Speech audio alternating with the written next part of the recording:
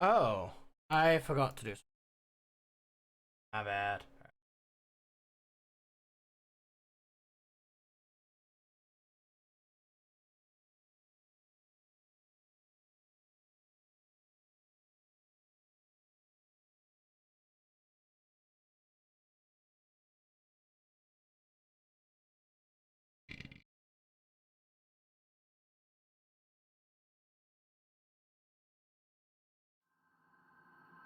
Pokemon is a game all about exploration, whether that be the exploration for every Pokemon in the region, the exploration for every item, or exploring every inch of the game's map.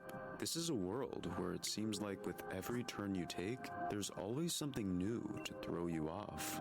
And I think that's one of the biggest charms of the series. You can play the same Pokemon game over and over for years, and yet it always feels like there's something you've never seen before that just wows you. That brings me to what I want to talk about today, the many places in Pokemon that just exist. Those random caves, buildings, or structures that are placed in out-of-the-way locations that only true completionists could discover. There are places that are completely unrelated to the main story. Some of them seem to have no purpose at all. Today, let's go on the other side of the road and explore the unexplored, because, as it turns out, sometimes the most fascinating sights are the ones you never take a look at.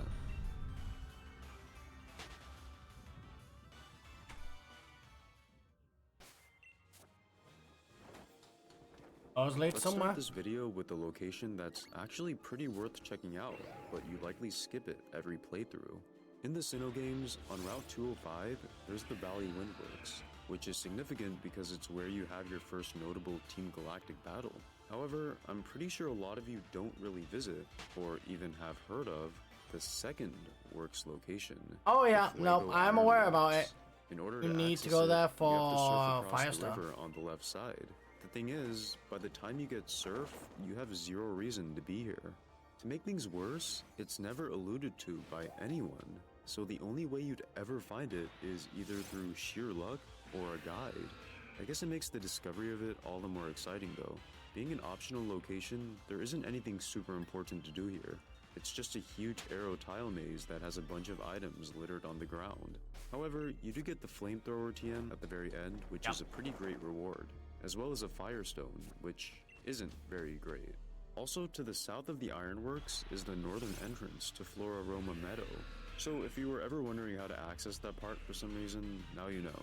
I think the most ironic thing is that despite being a hot iron factory, in Diamond and Pearl, there are no fire types to be found. In Platinum, they thankfully included Magmar, but it just baffles me how Game Freak went as far as to make a Fire-type Elite Four member and a Fire-themed area, and still didn't get the memo to include more Fire types. Yeah. I don't know, Diamond and Pearl were just weird. Either way, the Fuego Ironworks is a nifty little side location that offers a valuable reward for those curious enough to find it. Similarly to the Fuego Ironworks, here's another location that contains a TM. However, unlike the Ironworks, the only purpose for this place's existence is for that TM. I'm talking about the Scorched Slab. Sounds like a cool name, right? I don't know that Probably the place. home to a powerful legendary. Well, sort of. It depends on which game you play. In the Wait, I original probably Game do Freak know it. I don't games, remember it's a though. lone, easy-to-miss cave on Route 20, right after beating Winona. Inside the cave is, well, a single tiny room with one item. The Is there a TM mod for in there? Sunday. No wild Pokemon, no more items, No. or any purpose at all. Thankfully, in Omega Ruby and Alpha Sapphire, they realized that a cave called the Scorched Slab should probably have something cooler. It was expanded to have multiple floors, actual wild Pokemon, and Oh, I have heard that. Heatran lurking at the bottom. I think this is a cool case of Game Freak taking a very clearly underdeveloped location and giving it some much needed flavor, something that should be done a lot more with remakes.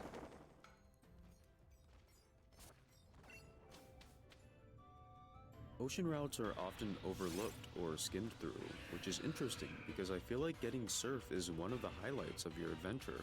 One generation in particular, though, is notable for its slight abundance of water areas. Hoenn, Of course, yeah. being Hoenn. I'm fairly certain you never really took the time to fully explore all of Hoenn oceans, Don't which think so. I wouldn't blame you, since it's half of the region, and most of the ocean routes are just that, endless water and tentacle. One of the few structures in Hoenn that some of you probably have explored, though, is the abandoned ship, Yes. located halfway Well, between I've Dewford not and Slateport. This experienced place is notable for Mirage two Island. things. One, it contains the TM for Ice Beam, which is nice if you don't want to spend an hour gambling. And two, it's home to this one trainer who can walk through walls for some reason. However, there's actually a second part to this ship that a lot of players probably missed. In the bottom floor, there are a few tiles you can dive under, but there's a huge I didn't gap miss that. between when you can first explore the ship and when you obtain the HM for dive. So Yeah. by the time you can dive, you've probably already forgotten about this small diving point. If you did remember though, you'd be able to access a secret part of the ship that Yeah, I remember that, a but I few don't keys remember what it later had. would unlock the mysterious door you probably noticed earlier, revealing the scanner. By returning it to Slateport, you can receive either a deep sea tooth or deep sea scale, depending on your choice, which is the only way to obtain either of these items in Gen 3. Obviously, Clamperl isn't a fantastic Pokemon to use, but regardless, the Abandoned Ship's secret side quest is one of the cool ways Gen 3 hit some exclusive items.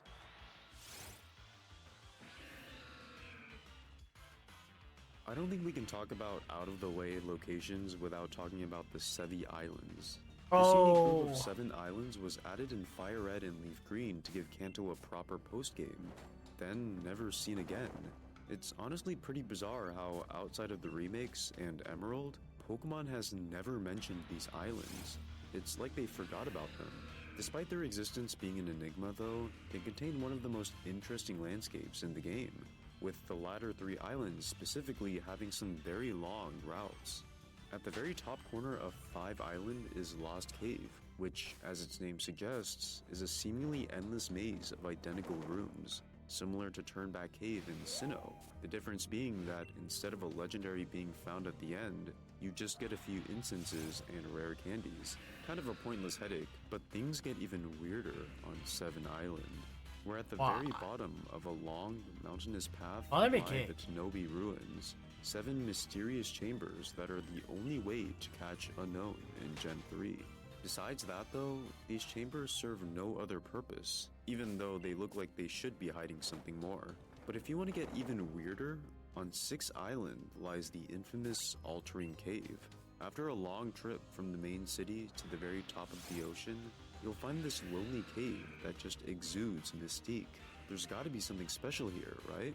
You walk inside, take a few steps, and then Zubat. Yes, the only thing this cave has to offer are low-level Zubat. Of Why? course, we all know now that this cave was supposed to have a range of Johto Pokemon through events and got scrapped. Can you imagine somebody playing the game blindly and Oh, seeing this? yeah, I remember As it this. stands, No. Altering Cave has got to be one of the biggest insults to any player. But still, despite being strange, pretty much pointless locations, I think they add a lot of life and intrigue to one of the most mysterious post-games in the series. Okay. Sure. I'll give you that. Okay, here's one that's on the newer side. Just north of Route 12 in Pokemon X and Y is Azure Bay, a small ocean route that doesn't lead anywhere. The bay itself has some pretty good stuff, such as the TM for X-Scissor, the Deep Sea Tooth, and Ampharocyte, but what's important is the small cave in the northern part, Sea Spirit's Den. Upon entering, there's nothing, just a tiny Wouldn't room that be with something no for wild Manaphy? items or items. Seems Oh. like a common trend this Don't know. video. So what is the purpose of this cave? Well, once you've beaten the game, you might have remembered randomly encountering one of the legendary birds a few times, which is based off of the starter you chose. However, unlike other roaming legendaries, the battle never actually starts, they just flee immediately. Well, this is what the Sea Spirit Den is for. For some odd reason, they decided to make you encounter the legendary bird a whopping 10 times before you're actually able to fight it. Only then will it settle down in the den, letting you catch it. The thing is, if you were playing the game casually, you would have no clue that you had to encounter it 10 times first, and then return to this isolated cave. In fact, most people probably never played enough past the main story to even reach 10 encounters, due to the Excuse limited you? post-game I did. X and Y has. It's definitely not on the level of weirdness as the Reggie Trio, but the Sea Spirit Den is up there as far as oddly specific legendary encounters. Hey!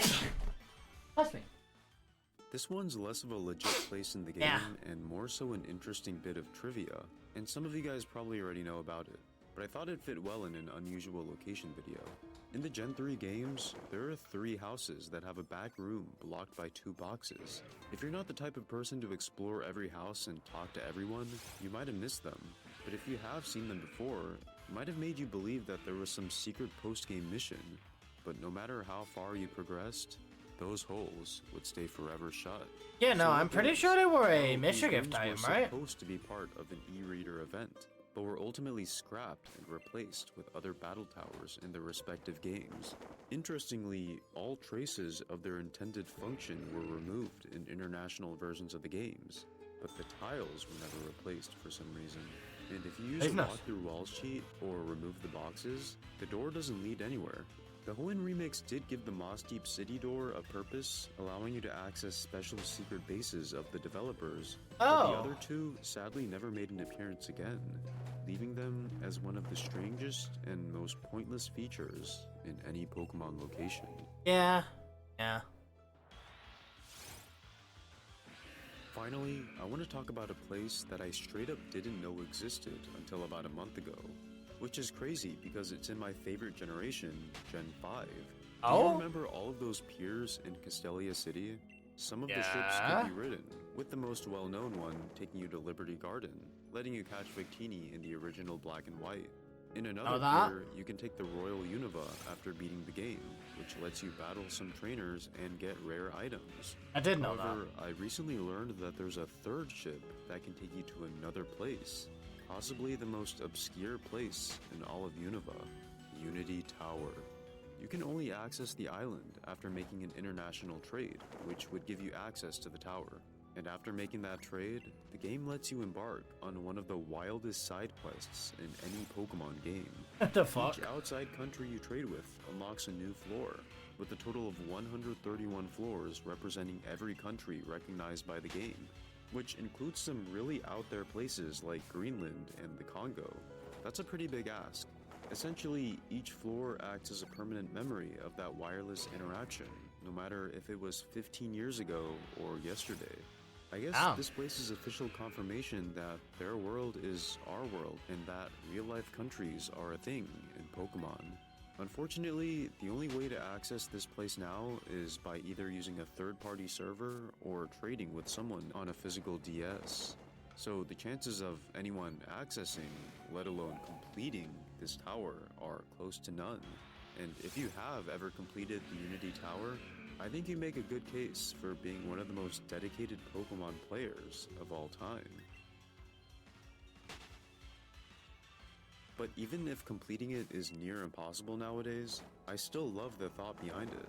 And this is one of the things that makes me love Pokemon so much.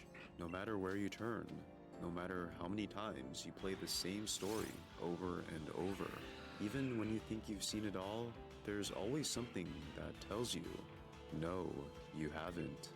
Regardless of how pointless or out of the way Unity Tower and all of the other locations may seem, I think the true reward is the journey, the excitement of seeing something brand new, no matter how small or insignificant. Because sometimes the most memorable sights are the ones you never think you'd take a look at.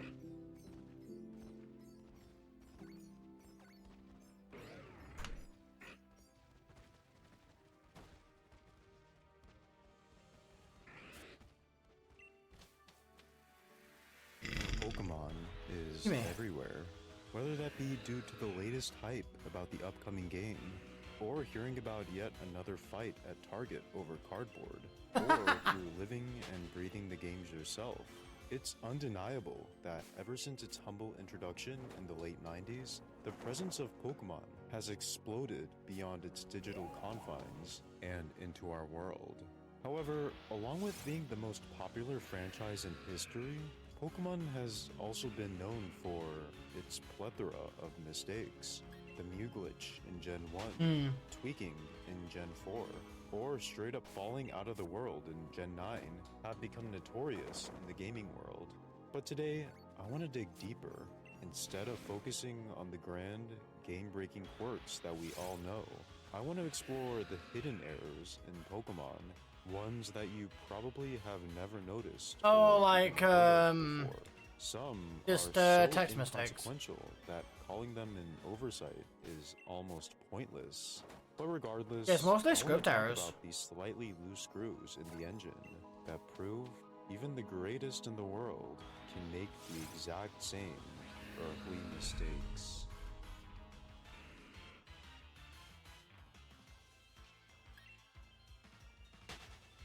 Let's start this video with some textual errors, because I think these are pretty difficult to notice unless you seriously go out of your way to read everything.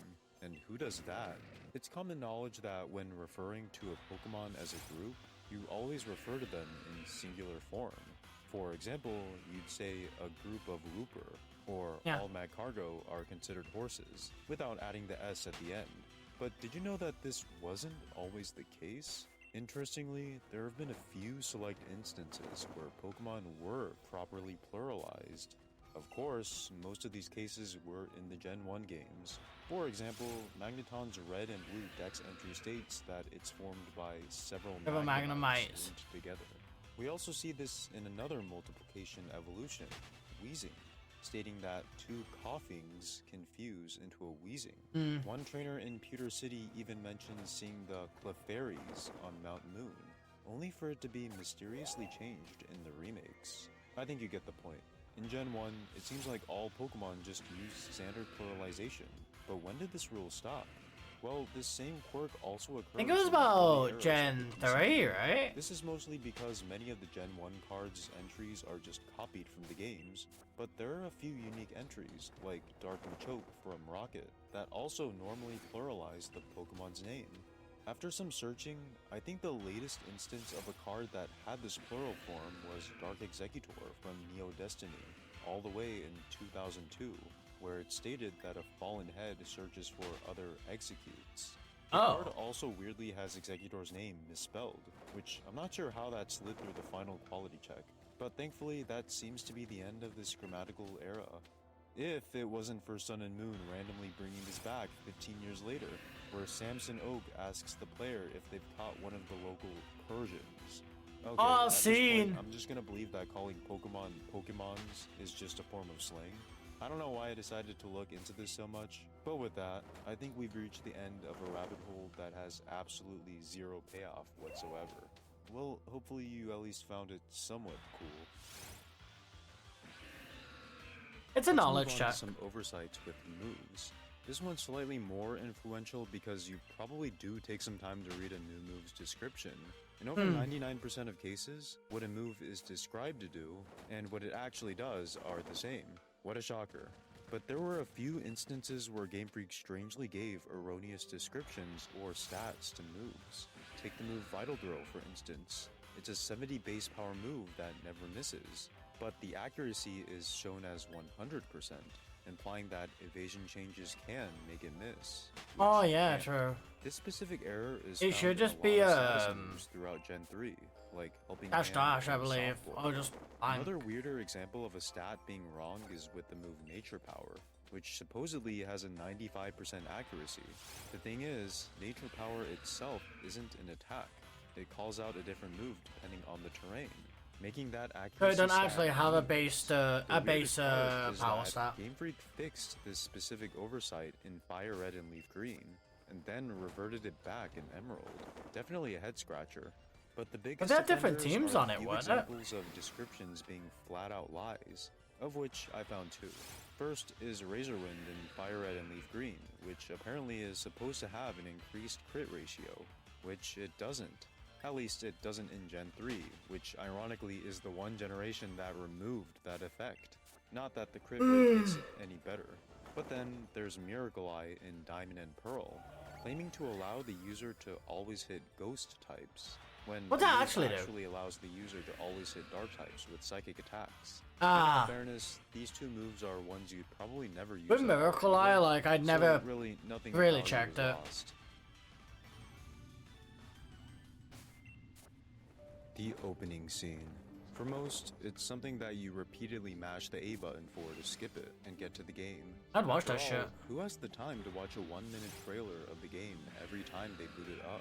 But if you've taken the time to watch all of them, you might have noticed that a few showcase some things a bit different from the actual games.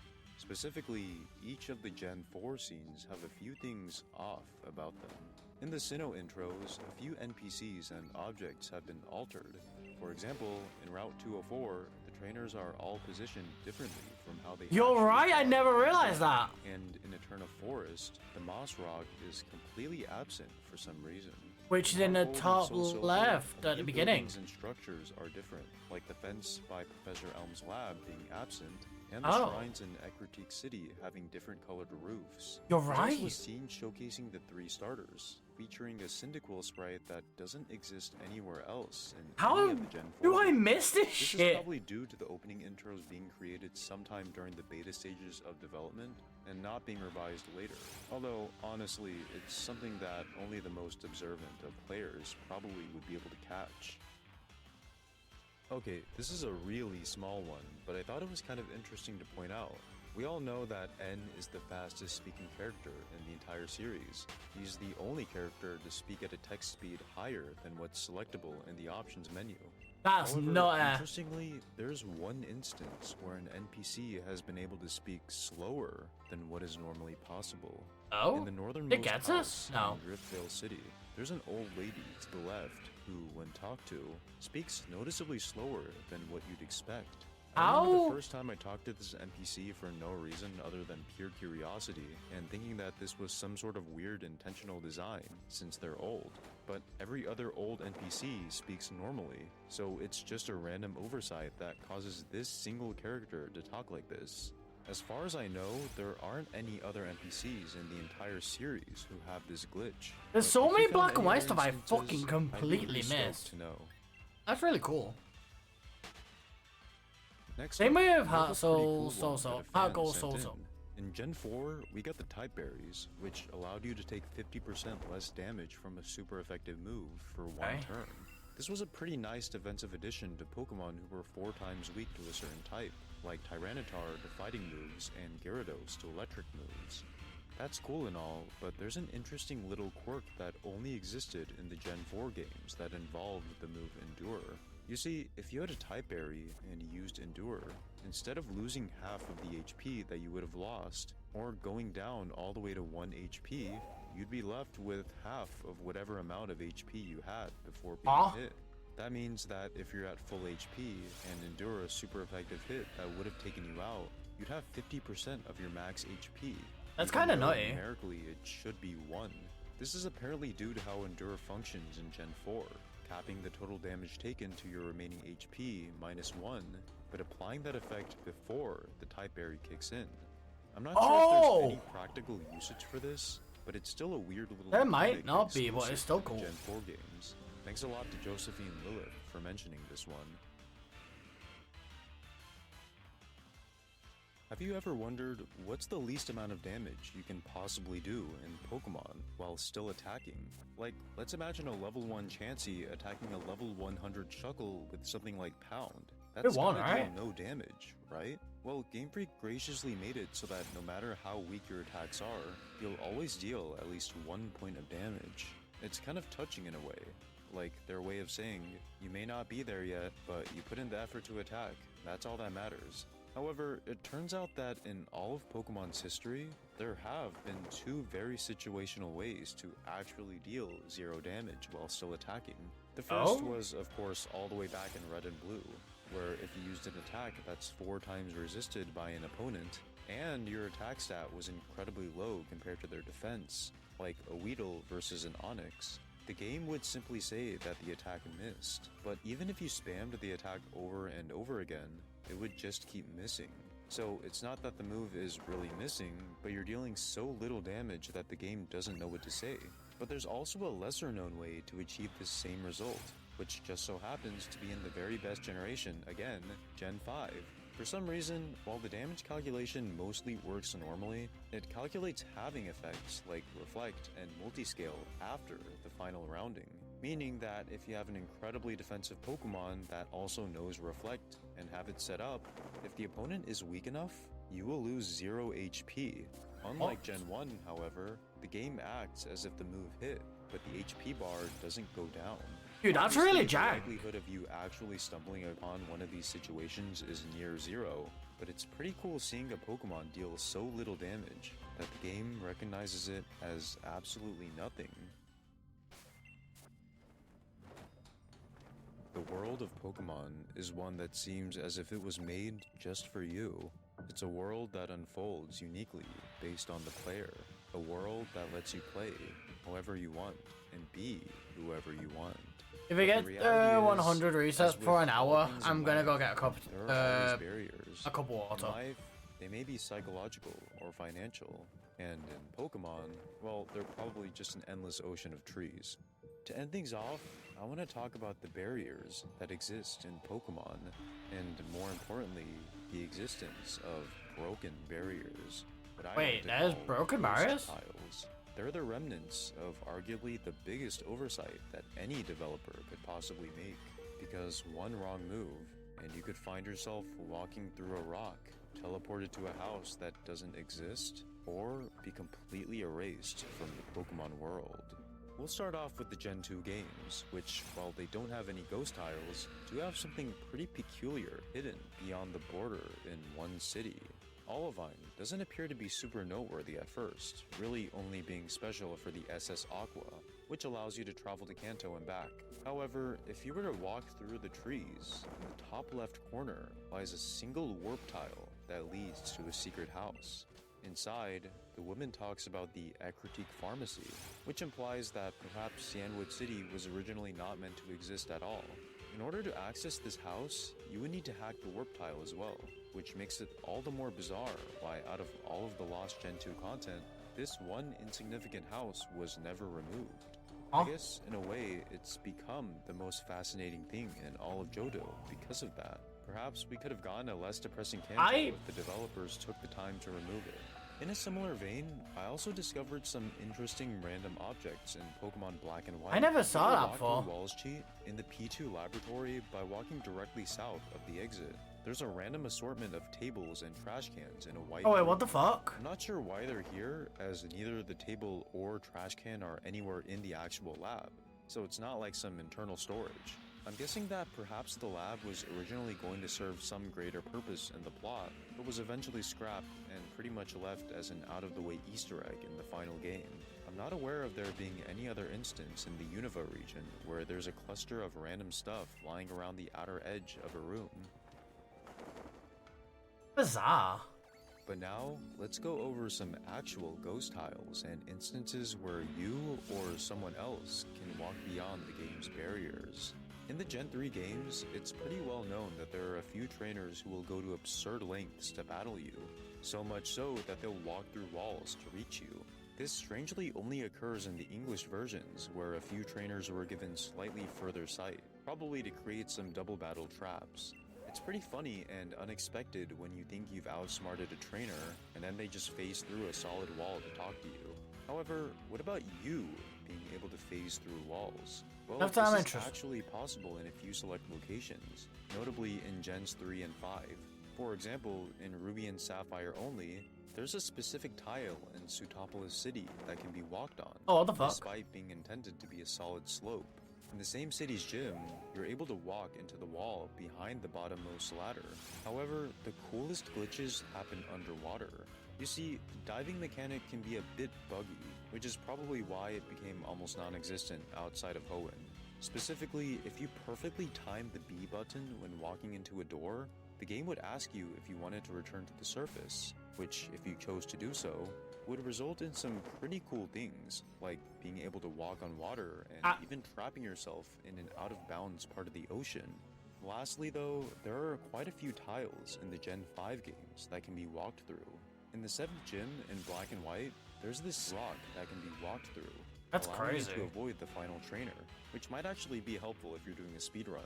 Yeah. In the 8th gym, things get even weirder, with tiles that let you walk on air, and even a single invisible tile that can be surfed on in the Japanese versions.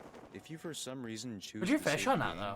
you're permanently stuck there, with no option but to either use a cheat code or accept your fate and restart the game. In the sequels, we see a few more cases of That's what I mean, those soft tiles. lock. These specific trees here in the giant chasm can be walked through, letting you pick up this item. And on Route 19, this part of the cliff can be walked into, making you pretty much invisible. Which would be good for a hide and But seek. I know what you're but- asking. Why? Who cares about these minor errors that almost nobody will find in a normal playthrough? Well, I think these mistakes highlight just that about Pokemon. Nobody really cares about the minor missteps you make.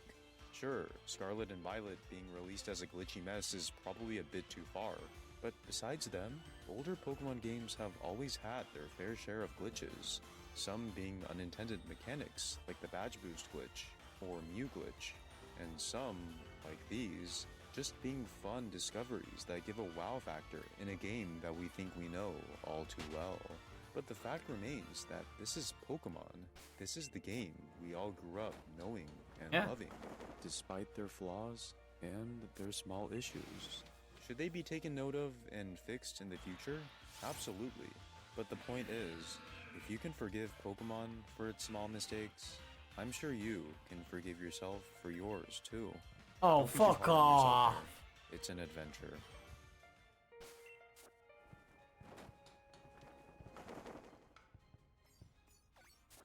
I wasn't prepared for the cute note at it. Clicking the power button, opening up whatever Pokemon game you so choose, hearing those opening notes, seeing the classic Game Freak logo slowly fade in. It's a feeling that so many of us are all too familiar with, but no matter which console or Pokemon game it is, we all share the same desire to momentarily escape the real world, the real responsibilities of life. Pokemon, after all, sucks you into a world where your fantasies become experiences. But really, is that true? Hang on a sec. Just a bit deeper, you'll notice just gonna that grab a bottle of a world water. where you My capture stomach doesn't really feel powered too- creatures, a world where a single child somehow can save an entire universe.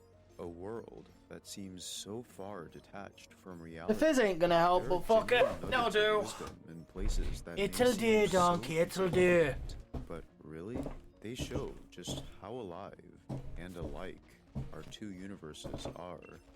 One recurring theme in Pokemon has been morality. Evil organizations abound, grown adults picking on children for a fight, and even you, the supposed good guy, somewhat play the part yourself. Many people may trace the origins of Pokemon morality to Black and White, games whose entire plot questions the very fundamentals of Pokemon. But really, I think we can go way, way back, all the way back to Generation 2. I want to take a little stroll through the Johto region and discuss the myriad of ways Pokemon Gold and Silver subtly challenge your morals. If you end up enjoying this video and want to see more stuff like this, make sure to subscribe. It helps out a lot. Anyway, let's dive into the moral-rich world of Pokemon Gold and Silver.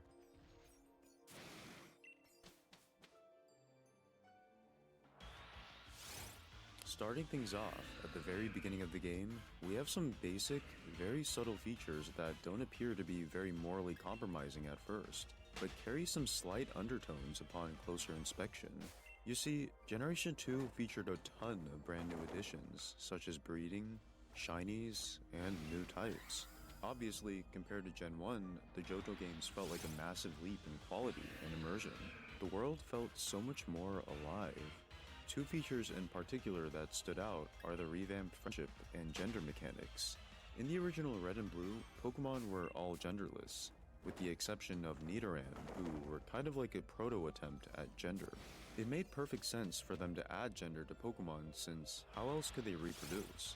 Unfortunately, Game Freak came up with a really odd and somewhat discriminatory way to determine a Pokemon's gender. Have you ever heard of the myth that female Pokemon are weaker than male Pokemon in battle?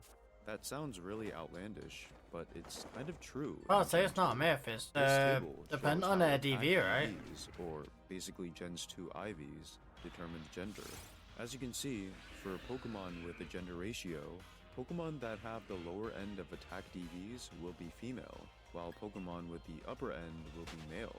I don't know how intentional this was, or if Game Freak just randomly chose attack as the determiner stat, but that essentially means that, yes, a female Pokemon will have worse physical attack than a male counterpart. I feel like this one's less. That was also morally before significant Special since Split, most right? Casual players probably don't even know this, but I still think it's worth pointing out. And for the few who do know about this, you've essentially outed yourself as not only a male Pokemon supremacist, but also someone who values raw power over individual character. Okay, But sure. friendship, Don't mind on me the other actually hand, making my is goddamn team of 100% females. a moral Fine. decision you can make. Game Freak clearly had the idea of Pokemon abuse in mind, as this exact generation introduced the moves Return and Frustration, moves that increase in power with higher or lower friendship respectively. Interestingly, the only way to obtain these TMs is through the Goldenrod department store, where a clerk will evaluate your Pokemon's friendship and accordingly give you the more fitting move. In Gen 1, friendship had a minimal role, He only got Return. with its only significance being minor rewards in yellow. However, Generation 2 decided to broaden things further, with the concept of abuse being not only present, but straight up rewarded through a TM. It's obviously encouraged to be I friendly mean, with it's Pokemon since doing so has still more encouraged the benefits, same way. but still, this revamped friendship mechanic allows you to choose the trainer you want to be. A loving person who sees Pokemon as friends, or a hateful person who shoves bitter herbs down. In the remakes, this friendship divide is even more prominent, as throughout the entire game, your Pokemon unconditionally follows you, no matter how you treat it. Whether that be out of pure loyalty and love, or compliance out of fear, well, the answer is right behind your back.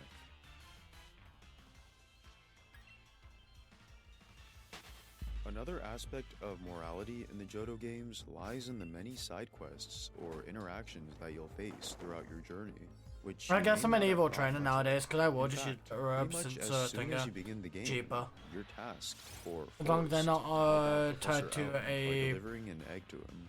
Of friendship course, evo. after obtaining just a single badge, he decides it's a great idea to just hand over the apparently first egg ever discovered to you, a 10-year-old kid.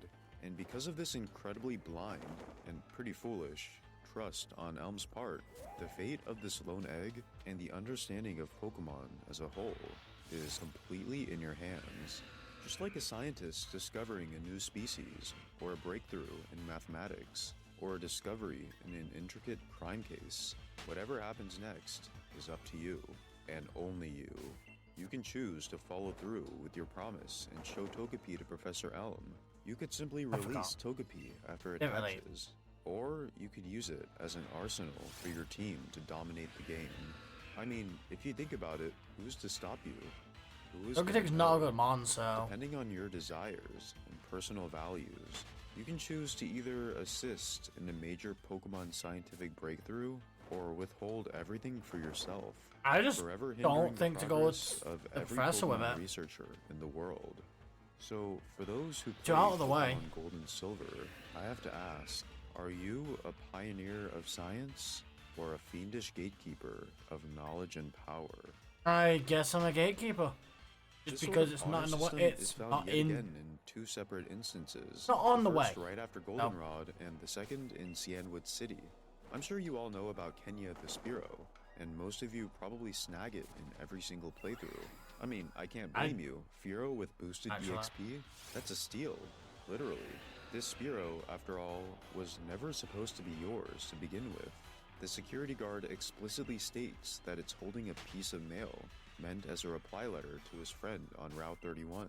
So there's no way you can misunderstand him. The only explanation is that you're a cold-hearted thief. Or you just However, mashed A too what's fast. even more insane is in Cianwood City.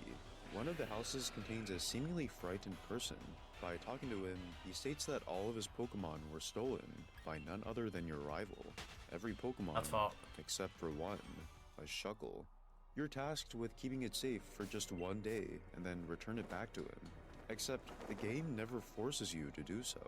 You can use it on your team throughout the rest of the playthrough, use it for breeding, or even straight up release it, never opting to go back to his house or even look at it ever I never again. even took the fucking Shuckle. Only if you go back to his house a day later, you're given the option to give Shuckle back or not. By saying no, he'll call you a thief, but that's it. No repercussions, no resistance from him. The only thing left in the air is the scent of guilt. That is, if a creature like you even has the capacity to smell it. But moving on from the theme of thievery, going back to the path to the second gym, we see the introduction of yet another moral dilemma. Right in front of Union Cave, a suspicious individual tries selling you a delicious Slowpoke tail for the cheap price of 1 million Pokédollars. Obviously, you literally can't buy the item, even if you wanted to. At least, not yet. Just a bit later, the mysterious tail-chopping antics of Slowpoke is eventually revealed to be the work of Team Rocket, who are harvesting their tails for easy profits. And by the time you reach Mahogany Town, I guess the market for Slowpoke tails crashed hard, because they're for sale at a measly 9,800 Pokédollars. The item serves zero purpose other than to be a waste of money, or a souvenir, but because the game continuously hints at its prestige and decadence, most players will feel compelled against their will to buy at least one. I feel like this small subplot signals two messages that parallel our world. One exposing the blatant cruelty of other sentient beings and commoditization of Pokemon parts for profit, kind of like shark fin or ivory harvesting, and another displaying FOMO, the fear of missing out, a common but deadly tactic in marketing. Again, the game constantly, almost annoyingly, nags you about the wonders of Slowpoke tails, as if it's some sort of rite of passage, a secret that everybody's in on, except for you. You may know that buying one is supporting animal cruelty, but by the time you're given access to I'm more interested in the tiny shroom, I'm not gonna lie. has already been long planted into your head, and thus you have no choice but to be another lost soul to the endless human desire to be a part of the crowd. But Team Rocket's animal cruelty doesn't stop there.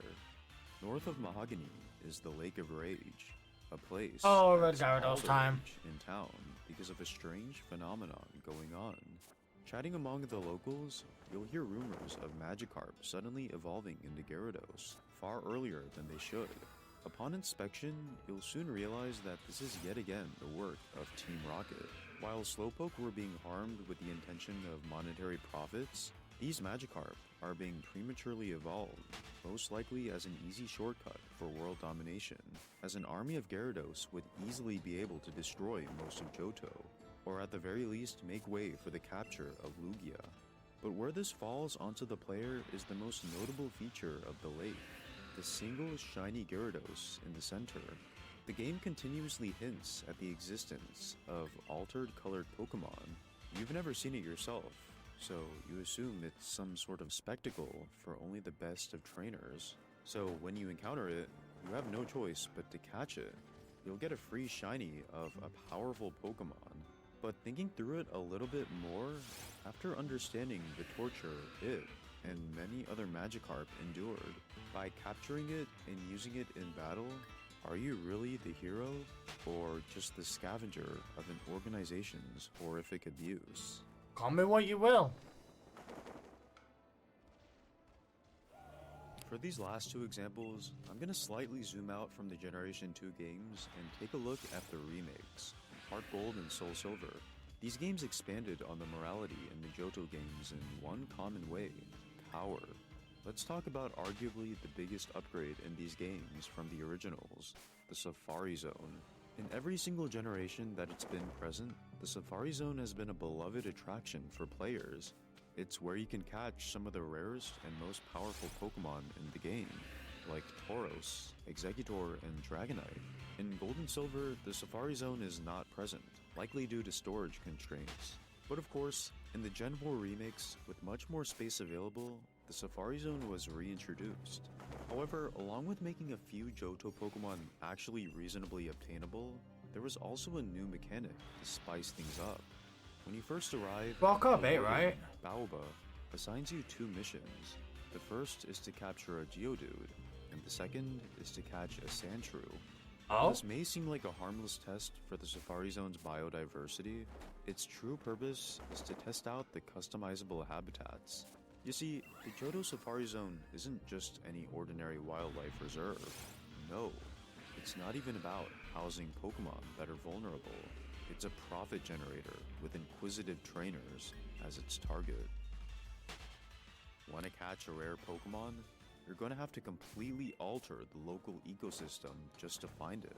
This is made even more seedy during the post-game, where continuously using the Safari Zone unlocks Pokemon from other regions, likely as a way to incentivize you continuing to operate this money sink. To top it all off, you're made the Safari Zone owner after only completing the 2 challenges I mentioned earlier, meaning that any potential outcry from the public will fall into your hands, not the warden's, because you've fallen into his trap, his dirty scheme, and now it's up to you to decide if nature is Nice really hobby, yours to control. I just saw if that in money the overrides well-being, raid stuff. or to never step foot again and let it all burn.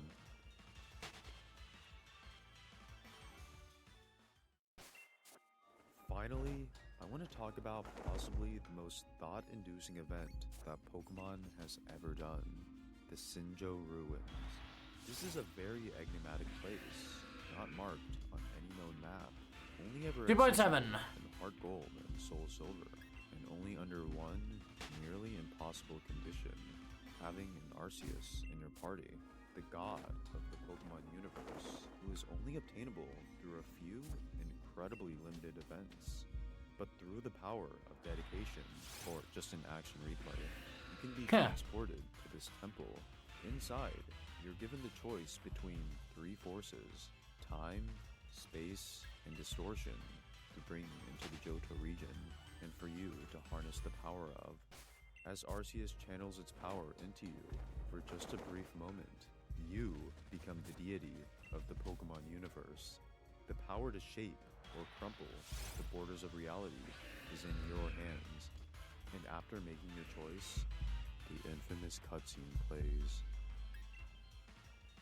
Snippets of reality fade in and out as bits of unknown try to remind you that you're still in just a fictional world. But no, you're not.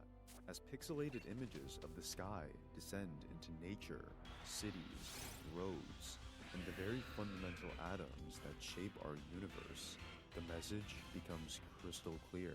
When the final image of the planet we all call home appears, you realize that Pokemon and reality are one and the same.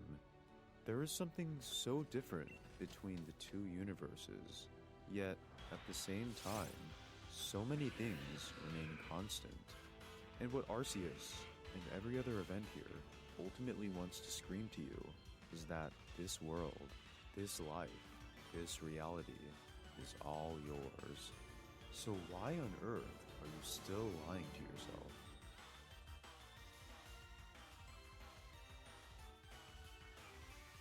Exploring, catching, battling, growing. Those are the things you get to experience in the world of Pokemon. To many, exploring the brand new world around them is the main catch. To others, it could be collecting every Pokemon in the game. And for others, It's quickly became it's just all about collecting beating Pokemon every nowadays. trainer to become the very best. But no matter what your goal is in Pokemon, It's for me. there's something alluring and exciting for everyone. And that's what brings us Pokemon players together. But today, I want to focus on something outside of the box. Or should I say, something behind the curtains. Today, we're diving into the strange, hidden sea of lost Pokemon mechanics. The quirky interactions, forgotten features, and obscure caveats that you may have missed or not paid much attention to. But once you take a closer look, you'll realize just how intricate Pokemon truly is. Because, as it turns out, nothing is ever quite as it seems.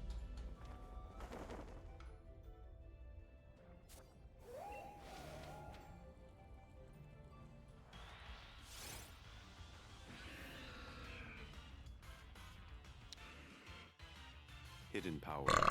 As its name suggests, it's a move that's supposed to be shrouded in mystery. A move that has a completely random type and base power for each Pokemon. However, this move has an interesting history beyond just that. Starting in Generation 4 all the way up until its removal in Gen 8, Hidden Power was always a special attacking move. In Gens 2 and 3, however, it was a lot cooler. Because there was no physical special split yet, Hidden Power had the unique property of being able to be either a physical or special move, depending on which type you got. But this isn't what I'm here to talk about. What I want to talk about is its weird interaction with the move Counter, a move that hits back for double the damage if the user was hit by a physical attack. Logically, you'd think that whether or not Counter would work on Hidden Power would depend on its typing, but no. Interestingly, Counter will always work on Hidden Power, no matter what type it is. I found out about this some time ago when doing a challenge run, and it was definitely a shocker, because I was trying to use Hidden Power to play around the opponent using Counter. But because of how rare Counter is in a playthrough though, you probably won't ever come across this interaction in a Gen 2 or 3 run, so I wouldn't blame you if you never knew about this obscure interaction. The move Protect is one of the best defensive moves of all time. Yeah. By using it, you can block almost any attack from your opponent, which gives you a free turn to either gain information or heal using leftovers. In most generations, there are a select few moves that can bypass Protect, but most of these are either too weak to want to use or limited to a select few Pokemon. However, there was one instance where you could hit through Protect with more than just these moves, Pokemon Diamond and Pearl. These games aren't very frequently returned to anymore because of just how much better Platinum is content-wise and performance-wise, but oh boy, did they have their fair share of weird quirks. We all know about the random hypnosis buff that only happened for these games, but there's another strange mechanic that messes with Protect. If any move with under 100% accuracy is made to always hit the next turn, such as it'll bypass accuracy check, the move will hit through Protect and deal normal damage. A Pokemon with no guard can also bypass Protect the same way, such as a Machamp using Dynamic Punch. This was very obviously an oversight since not only was it fixed in Platinum, but it makes no sense for specific moves in specific circumstances to be able to magically pass through. If that's the case, what it sounds like happened is they used it to go through accuracy check to reduce accuracy to 0.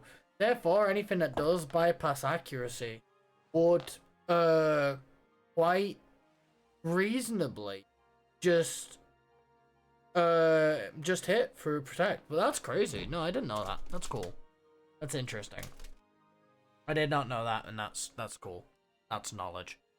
By the way, just when I say this, half the camera's cut off.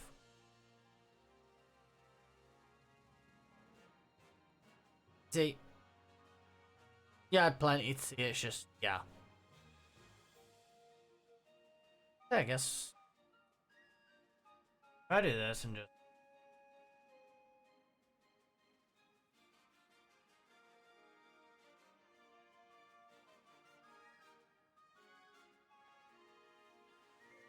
that'll do. Say that. To Protect. Or maybe it was intentional, but Game Freak quickly realized how broken it could be. After all, seeing as Hypnosis was also mysteriously tweaked in only Diamond and Pearl, that could be a possibility. If I were to ask you what the strangest generation of Pokemon was, what would you say? I know it sounds like a random and almost unanswerable question, since what in the world counts as strange in Pokemon? Designs? Black and white too. Storyline? Architecture? No. It's first one to immediately have us return to somewhere. Surprisingly, Generation 3 has a ton of interesting Easter eggs and mechanics lying beneath some of these unassuming looking characters. For example, in the Hoenn games, there's a hidden trainer right next to the beginning of Cycling Road. I remember She that only has an trainer. Abra, and seems to just be there as a random extra trainer to battle.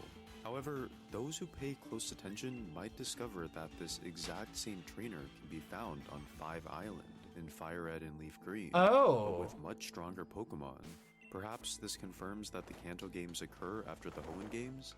On the same island just a bit north, you'll find a lone, unoccupied house.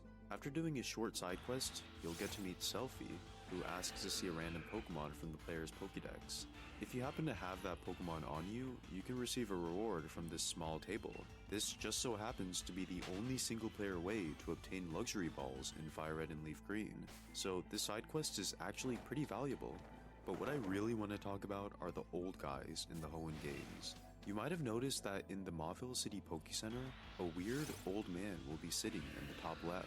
While they may seem completely unnecessary and just a fun toy to play around with, they're actually pretty important.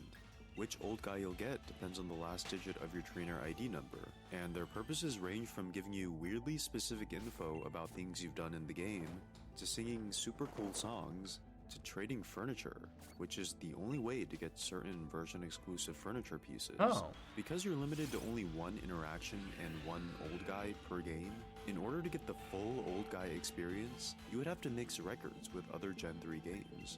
Given that not many people have Game Boy Advances anymore though, let alone legitimate working copies of a Hoenn game, I doubt most people have ever got to access this really unique feature, which is a shame. Pokemon X and Y were a major leap for the series.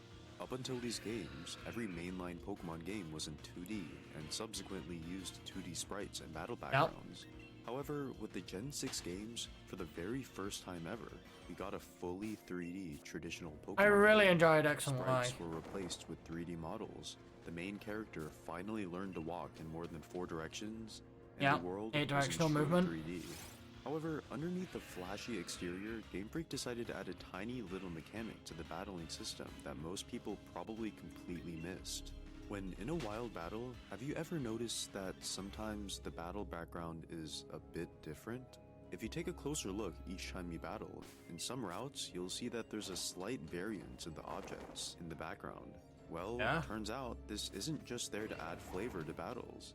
Depending on the terrain, by using one of a select group of moves, you can actually obtain items after battle.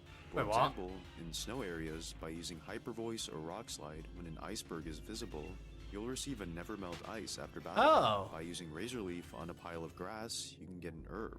This is an extremely cool hidden mechanic. And That's seeing as really Pokemon cool. Games have been getting more and more open world. It sucks that subtle but really cool mechanics, like natural objects, were ditched right after their debut. Dude, I miss X and Switching is a Y. key mechanic in every Pokemon game. You need to do it if your opponent has a good matchup against you. And in a casual playthrough, you'll be given the option to switch after defeating an enemy's Pokemon. However, during a double battle, the rules are a bit different. When taking out an enemy's Pokemon, they will automatically choose a new Pokemon to send in. However, there's an Hey, Jack. interesting quirk in only Generation 3 that can cause 6 Pokemon to faint in one turn. Prior to Generation 4, if your Pokemon uses a splash attack such as Earthquake or Explosion, and takes out both of the enemy's Pokemon, they'll send out their next 2 before your other Pokemon attacks. In modern games, your other Pokemon will attack and fail since there's no target. Assuming you have 2 Pokemon and they have 4, by using 2 Pokemon that know Explosion or Self-Destruct, it's possible to not only win a double battle in a single turn, but take out a whopping 6 Pokemon in that turn. It's a bit of a useless fact, especially since double battles are so uncommon in Gen 3, but it's pretty funny imagining your other Pokemon having to wait for the opponent to switch before blowing up, and then just completely obliterating their remaining Pokemon right after.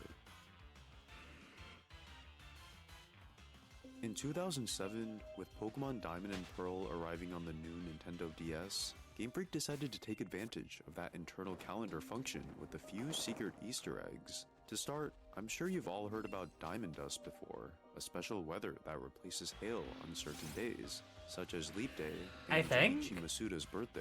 However, there are actually two other secret mechanics involving certain days of the year that are even cooler, and you might have experienced them without noticing. The first has to do with eggs. Obviously, eggs are cool. They're a great way for shiny hunting and obtaining moves some Pokemon otherwise couldn't learn. The general mechanics behind egg hatching are pretty simple. 255 steps counts as a single egg cycle, and depending on the Pokemon it'll hatch into, an egg will take between 5 and 40 cycles to hatch. But if you play a Sinnoh game on one of these days, the egg cycles will only take 230 steps to complete. So if you're playing on a cartridge, you might want to keep these days in mind. But what's even cooler is that they went as far as to make specific days decrease or increase the wild encounter rates by 10%. For example, on Christmas, the wild encounter rate is 10% higher, and on 9/11, wild Pokemon will be less likely to appear. This is such a subtle and nearly unnoticeable little Easter egg, but adds so much depth and character to the games. Almost Yeah, as that's if kinda the wild huge. Pokemon are celebrating or mourning on specific days, like the world around them is alive. It's a shame they no longer include these little touches anymore, no matter how insignificant they may seem.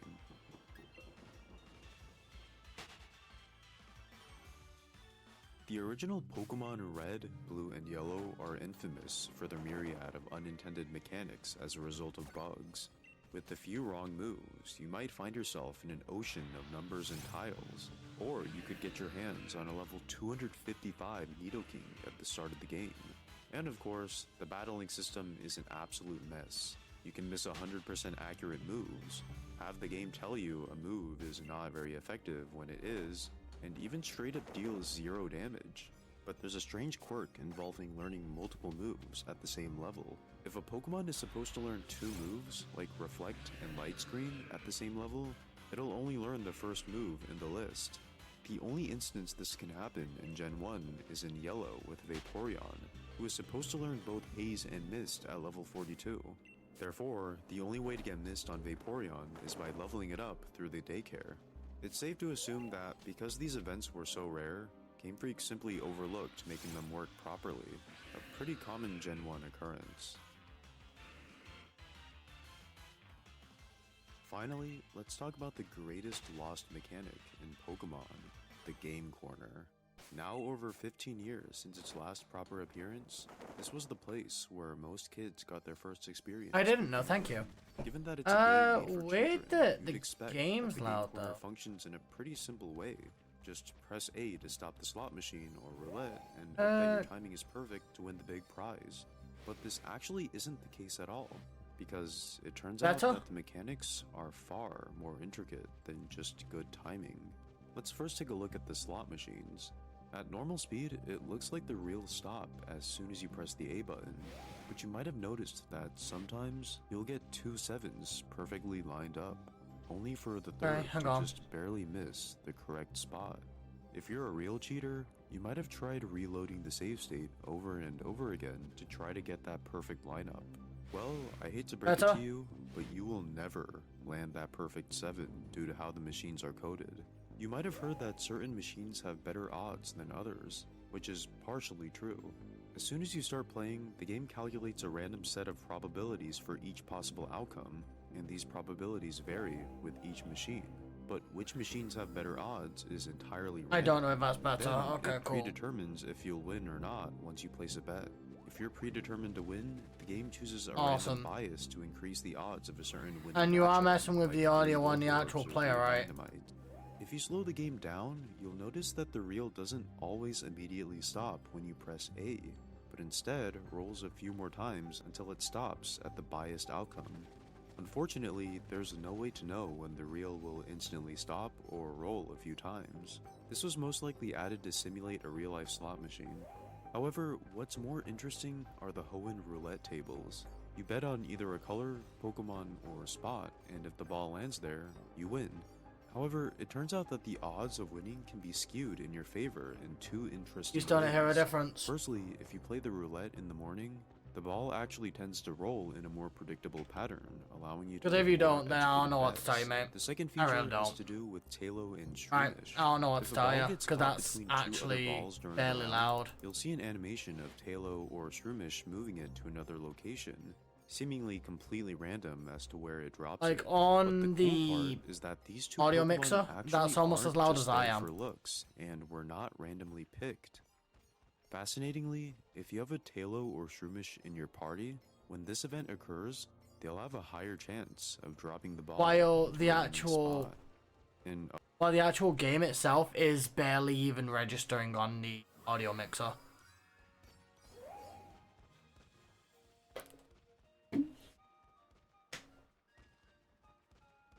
So I do not know what's going on with your end. I really don't. I'm getting very worried. Because everyone else who comes in and talks to me about audio is like, yeah, no, this is fine. I can hear differences. This is getting louder. This is getting quieter. This audio is fine. Even Chicken coming in and asking, hey, can you turn it down a sketch? And I'm like, yeah, sure. And it's like instant results. So I really don't know what's going on with you here, Nedjag. I really don't. I believe that it's not something that's your fault. Like, you're not at fault for something. But something is going on. And I don't know what. Because on my end, everything's fine. I even checked last time by having the stream up on OBS. Not on OBS, on Google. Just see what the fuck. Yeah, sure. Hang on. in other words, the Game Corner has built-in luck charms. If you wake up early and keep a bird and mushroom in your pocket, you've got a better chance of winning big. Whether or not this was some sort of ploy to reward Tailo and Shroomish lovers, we'll never know. But regardless, the existence of such a weirdly specific feature in a part of the game that most players would skip goes to show just how much effort Game Freak put into older Pokemon games. In these older games, it feels like there's always a hidden layer beneath the Is it simple better? exterior. It's a part of Pokemon that I really miss. That feeling of an ever-changing, exciting world.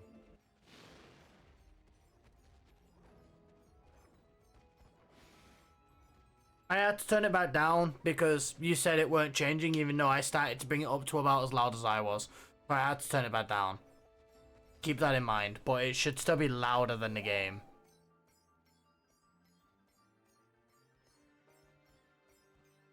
Or just a heck of a lot clearer. Clarity can be mistaken for loudness, but clarity is good. If it's clearer, that's good. Okay? I'll take clearer. If it's clearer, still better than not being able to really hear it. Agreed?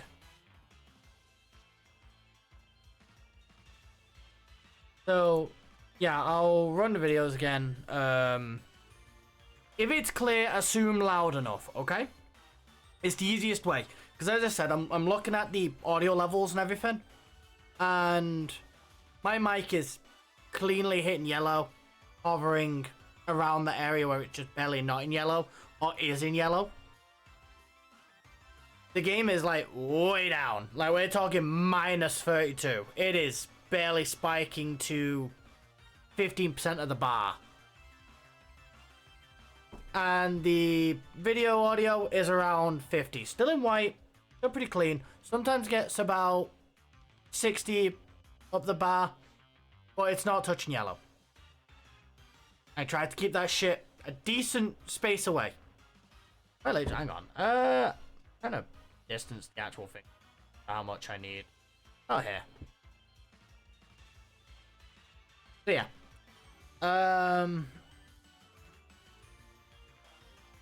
So a little over 50, around 60, 70% of bar before yellow. So, you know, decent audio levels, right?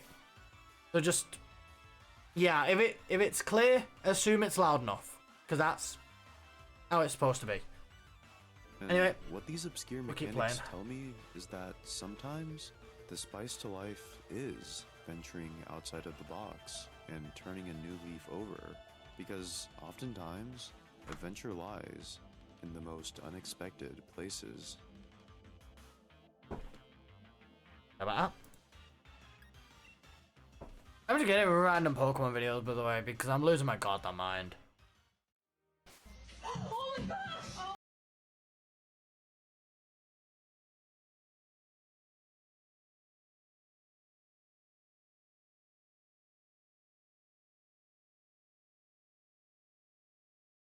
World of Pokemon. A world that manages to tip. Fuck off! I hate.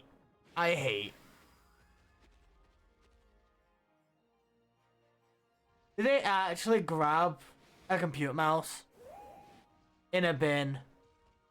They're outside. Is that really? It's one of the ASMR, like, close to AI voices, that's why. So, on the border between fantasy and reality. It's a place that seems like you could be a part of, but everywhere you go, there's something. You have a long way to go.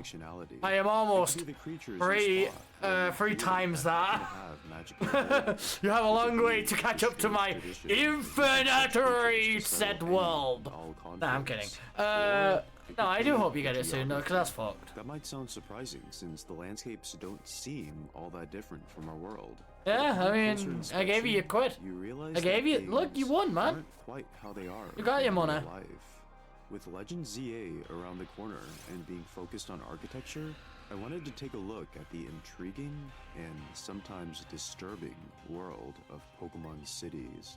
Places meant to be a safe haven that hide a sinister secret, because with just a few unfortunate decisions, In total, you're they at can be 1,550 the worst. resets throughout your entirety of Shiny Hunting 3.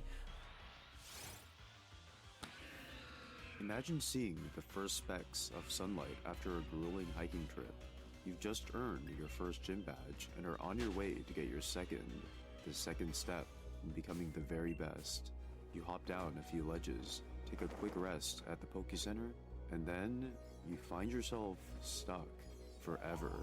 While that sounds like a funny story and an unfortunate ending to a short adventure, that's the reality of living in Cerulean City. At first glance, this quaint, meadowy haven seems like nothing more than just a regular city. But when you really analyze the way this city is constructed, you'll see just how unwelcoming it truly is. To start, that ledge you hop down to get to the city is a one-way trip. For some weird reason, there is only one way to get in Cerulean City.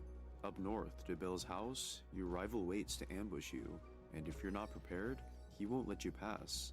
Running around the city, you'll notice that there are only two ways out, through the hole of a random person's house, which isn't even supposed to be there, and a single tree.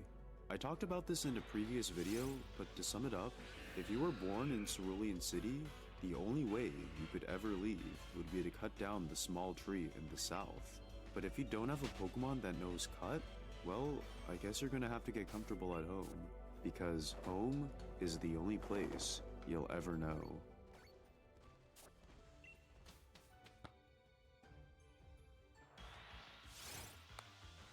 Life on an island is something that many would see as nothing but ideal, a tropical paradise.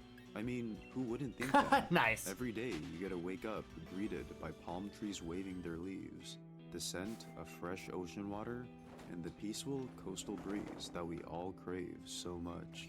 But of course, nothing is truly as it seems, and in the world of Pokemon, there just so happens to be trouble brewing in paradise.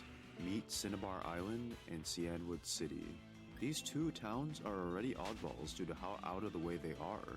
Cinnabar Island is an isolated, small town located near a volcano, and Cianwood I mean, as long as it City was is good, but located still at the wild very that you, edge of Johto. had to go Of course, very legal with site. cities surrounded by water, there's no way out of these islands without a Pokemon that can surf.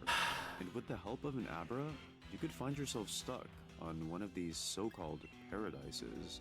In Heart Gold and Soul Silver, they did fix getting trapped on Cianwood City by having an NPC give you a tentacle if you had no Pokemon that could learn Surf. Which, by the way, you In can get a original shiny that Gold and way. Silver, it was possible to turn that beachside vacation into a permanent hellhole. Well, actually, Cinnabar Island is set to be destroyed in 2 years, so at least you'll be out of your misery soon. Ho But ho! since you're gonna be here for a while, you might as well pick your home of choice. A rat-infested mansion, or a sandy beach filled with crabs to nib at your feet every day. Enjoy your Jesus. vacation. This next city isn't one infamous for potentially trapping you forever, but it does stand out for being an awful place to live. During your Emerald playthrough, after traveling through the Ashfield Route 113, you'll reach Fall Arbor Town. It's not a city that you'll be doing really anything in. You'll probably stop there to heal up your Pokemon and be on your merry way. In fact, you probably forgot that this town even exists due to how little there is to do. But No. really, think about That's Fall Arbor it's the Town only place to get for a second. Skarmory. Think about just how miserable of a place it would be to be born in, let alone grow up in. All of the land around you is a desolate wasteland filled with polluted water and dead grass. The worst of all, Okay. for every day of the year, you have to deal with constant soot caking the city. If you got sick due to some sort of lung infection, the nearest place to go is Lava Ridge City, which is also a remote part of Hoenn. I'd imagine the life expectancy of the people here must be pretty low. That's Talking fucked. to the locals, they don't seem to mind the harsh conditions at all. But seeing as they're living right next to an ashy volcano that could blow up at any second, I'd imagine what they're saying is all smoke and mirrors. Okay. No point city. Northern Sinnoh is probably the most treacherous path of any Pokemon trainer's journey. Upon exiting Mount Coronet, you're immediately greeted by a fierce, never-ending blizzard. As you get deeper into the snow, you'll find yourself sinking further below. Yeah, you kind of go. Almost as if "Phoom." nature is warning you not to progress any further. But alas, the few who make it to the very north of the Sinnoh region, completely isolated from the rest of society, get to see Snow Point City, possibly the coldest, most dead part of the entire Pokemon universe. Interestingly, despite its horrific living conditions, They're saying a shit small places for population, thingy 14 though. resilient citizens managed to survive. A Pokemon. As impressive as it is to see people living in such a place, Uh, there's barely like, anything to people do to live in here. Pokemon The World. only Not for noteworthy real place is the large temple, which, once you become champion, can be accessed and is the place where you can awaken and catch Regigigas. Yeah, I got one of For those those. with the displeasure of having to live here, though, every single day, I'd say it's pretty close to eternal suffering. Waking up every day to the same bleak, boring life. Having to wear the same puffy clothes, with the same never-changing expectations in life, in a never-ending snowstorm that'll never settle. Maybe they're waiting for the day that Regigigas wakes up on its own and swallows the city whole, Ow. or maybe they're just waiting for a warm summer day. I want to that'll swallow never the city. arrive. Hang on. I don't think he's done his research properly on the Pokemon. Regigigas doesn't swallow shit whole. It just drags continents around. Those are very different things. No, he has dots. But he literally just fucking ties ropes to continents and drags them around. The man is a living... The mon is a living fucking terraformer. He drags the tectonic plates around. He's the one who shakes Groudon awake at best.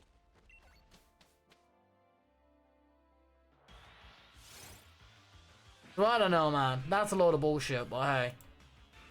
He'd probably drag him to a warmer place, though. But you want to know true torture? True insanity? Oh, God. Well, it's time to go back to the Hoenn region. After awakening Kyogre, the entire region is in shambles. Eutopolis. And suddenly, it's up to you, a 10-year-old kid, to bring balance to the world again. Most No, people Eutopolis. will follow the storyline and make their way to No, it's Sootopolis Mossy. City. No, it is But Eutopolis. for Fuck, I'm those stupid. a bit more curious, they might take a little detour to Pacific Log Town, a small, out-of-the-way settlement located in the middle of the ocean.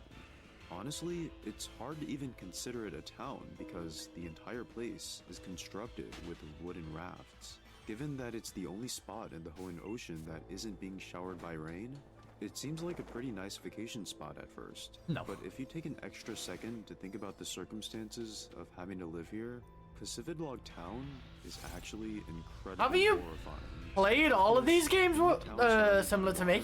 By getting rid of This is Gen everything 3. besides an Abra, you can get Where yourself really Rayquaza was first. Here in Pacific Log in- Town, and I Kyogre think and we Groudon. found the absolute worst place to live in Pokemon. Right next to you is the Sky Pillar, where the literal god of weather can awaken at any moment. And those rafts you're standing on, they're I don't think this man knows fuck all. I'm sorry, I don't think this guy knows fuck all. The god of weather, no. It's a mon that lives in the stratosphere. It just comes down there to rest, you fucking idiot. My god. If anything, it's even perceived and said in its decks as pretty much harmless. It don't want to fuck with no one, and it don't want to be fucked with. It just wants to fly and eat. It goes down because it needs to rest. The only one that has beef with it is fucking Deoxys. That's it.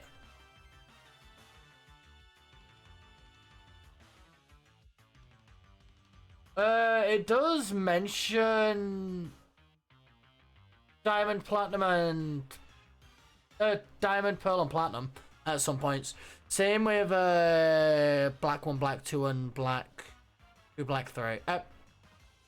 No, Black 1, White 1, and Black 2, White 2. Right, brain. Yeah.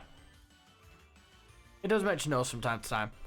It's not really went into Switch games. It's mostly stuck around, like, early Game Boy Advance games to very early Game Boy games. And even very rarely, DS titles.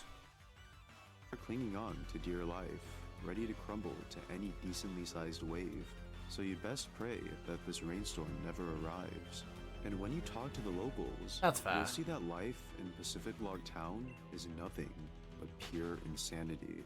For every single day, every single waking moment, an elderly man peers out his window, hoping to see the nearby Mirage Island, almost like a symbol That's fair. or a desperate plea for hope, for some sort of change in this absolutely hellish settlement. And you, after hopelessly fishing Yeah, they over do. and over and over again, only to be met by the same boring Magikarp, perhaps you'll join him too in his insanity. Called the Philippines. Because No, I'm kidding. maybe I that actually is don't know the where best it thing is. to I can't do. remember. Just stare at the horizon and wish you were anywhere else but here. Fun fact, by the way, that Mirage Island has a very low chance. Hi! We're number one, hello! We are number one! Now listen closely. Here's a little lesson in trickery. This is going down in history. I You wanna be a villain number one? You have to chase a superhero on the run. Just follow my moves and also, more importantly, sneak around. Be careful not to make a sound. Shh. Hey, don't touch me. I'm a number one. am highly disturbed right now. Dexter, we are number one. Ha ha ha. Now look at this net that I just found. When I say go, be ready to throw. Go! Throw it at him, not me! Let's try something else. Now watch, Aloin. Here's the deal. He'll slip and slide on this banana peel. Whoa! What are you doing?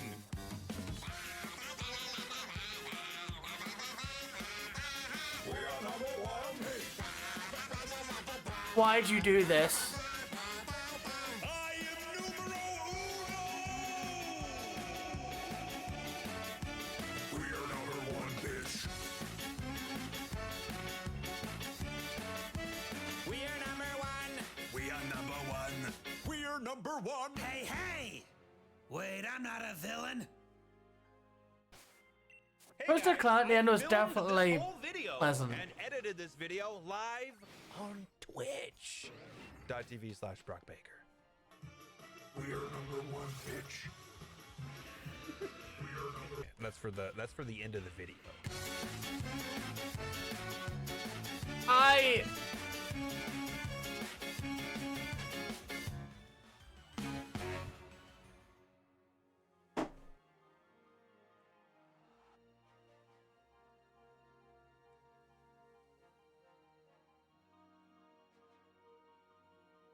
I might have to screen everything you fucking send me after that one.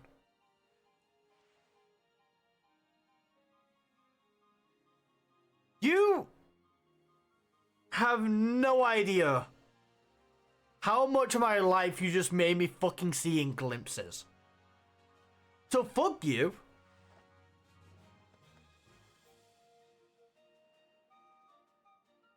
That brought back more than I needed. I actually feel slightly in shock. You cunt. Oh god. I don't think I can remember each character there. I think there was only about 5 that I didn't know though. Let's put it that way. There was only 5 out of those that I didn't watch as a kid. So fuck you.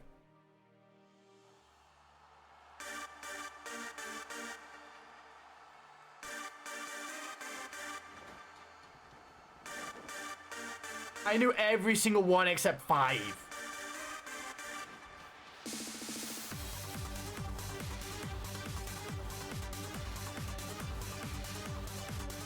And their exact fucking program that it came from. The exact cartoon.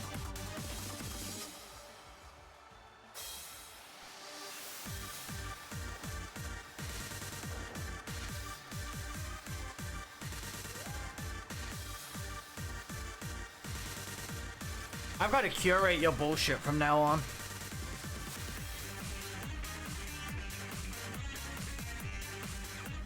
Also somewhat fitting that this is Sword and Shield Gym and it's absurdly loud. I can't even hear myself think.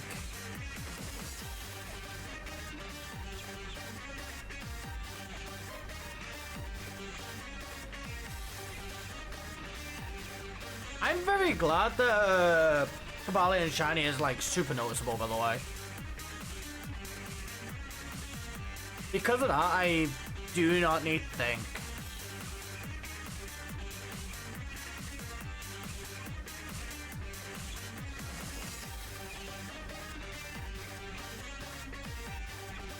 You're worrying me, and that's not a good sign.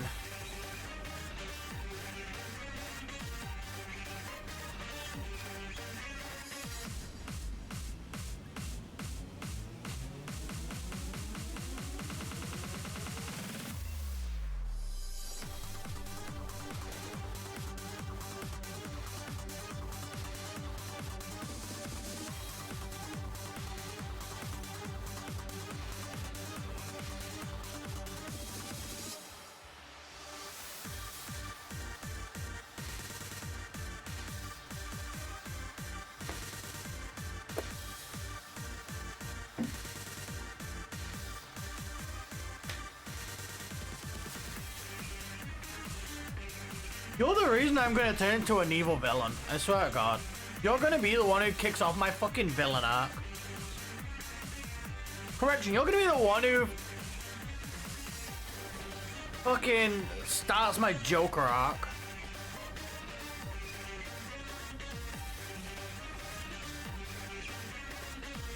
Also, I'm past losing my mind on Pokemon. It's just out the window now. I'm playing a game of will I get to 4,000 resets before I get the shiny? Excuse me, by the way. They're more tasty though.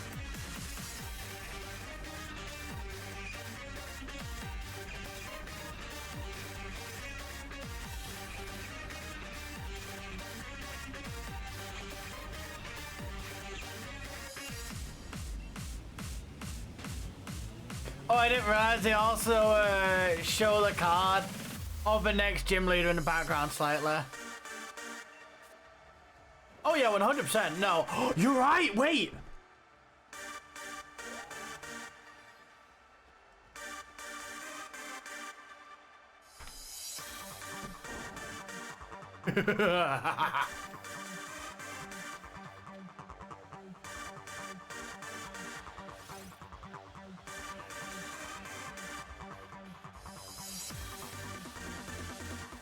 Playing Clover Pit before Clover Pit came out. Playing Balatro before Balatro came out. Now we make number go up.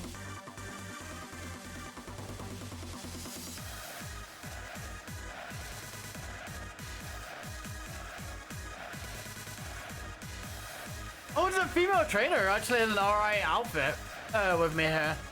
I think they joined my fucking tent.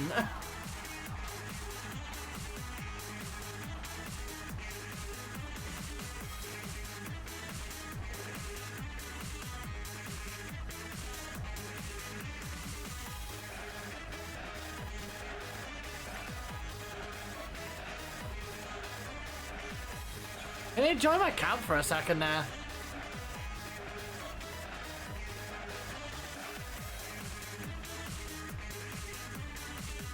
Well, no, I do like their outfit. Quite nice fit.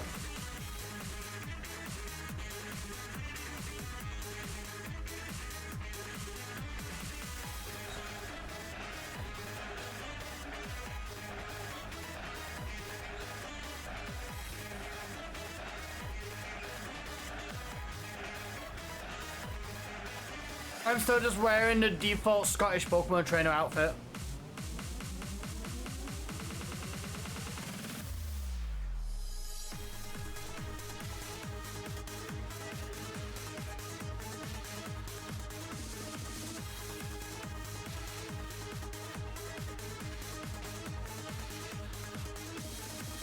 Me or them?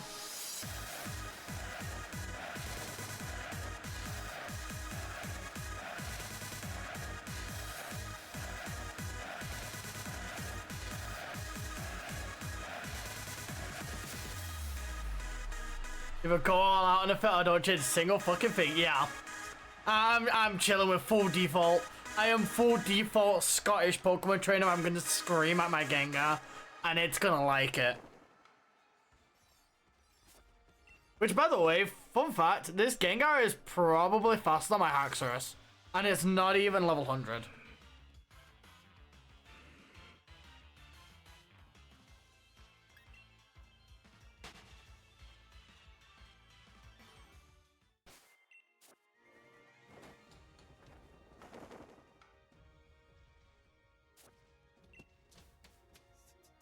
Oh, what have you done?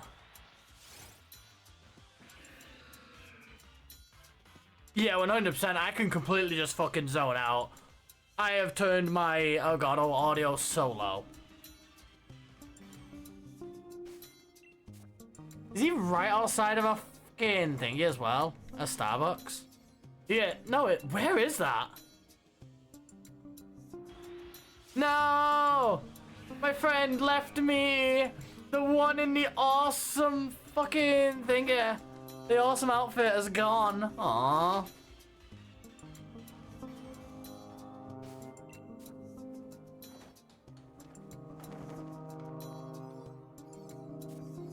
Sad. I'm left alone with my thoughts again with this hellish thing. Marker. Target and bail.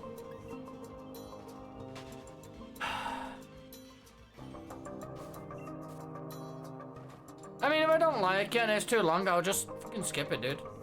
It's all good.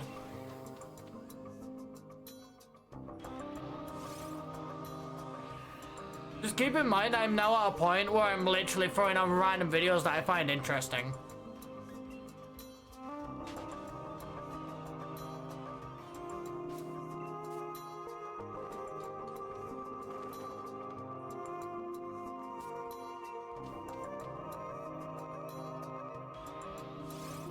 Number go up.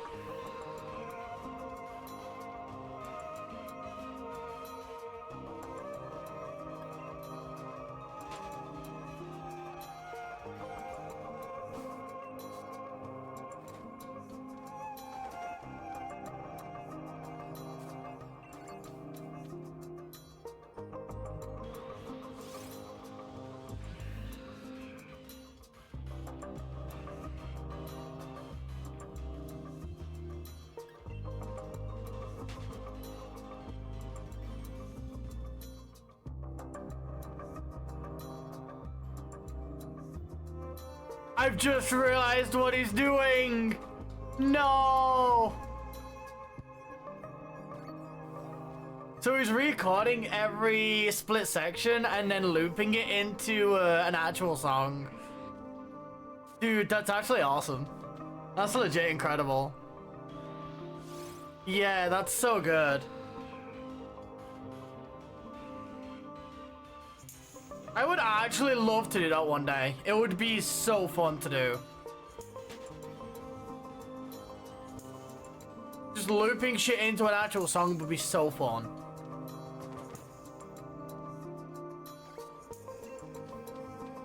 But in my current situation, I think all I can do is fuck about with Audacity.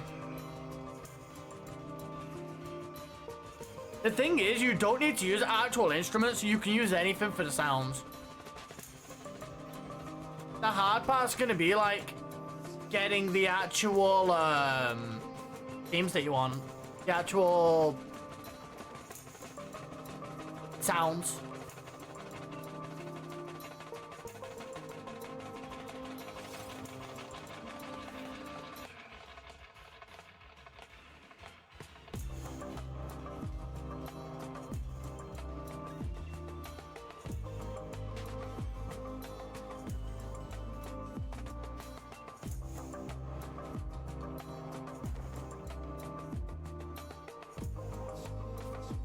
I've never tried. I've messed about with Audacity a little bit, but audio is my nightmare. I have a good ear for music, as dumb as that sounds, as well as just instruments in general, but I cannot put it to anything. I hate that I can't put it to anything.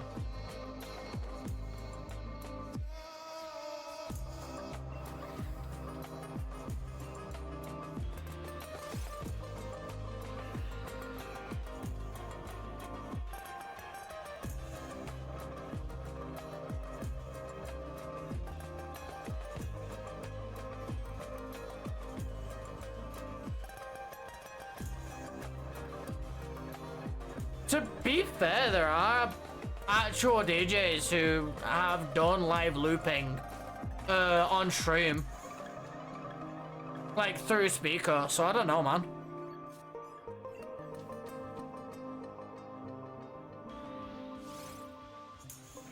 I really don't know what to tell you.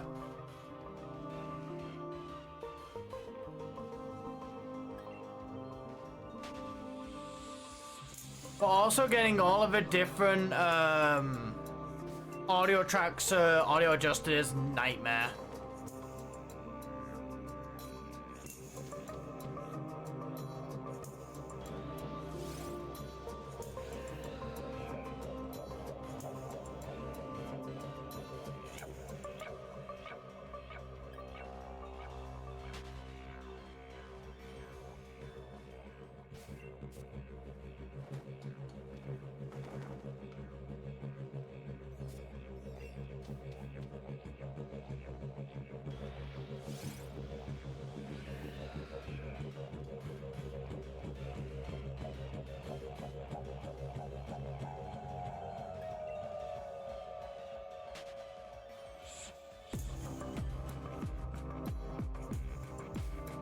Yeah, 100%. I completely agree. I think that's the only thing that's keeping me like listening now. Just the sheer insane like level of dedication and skill that's being shown here.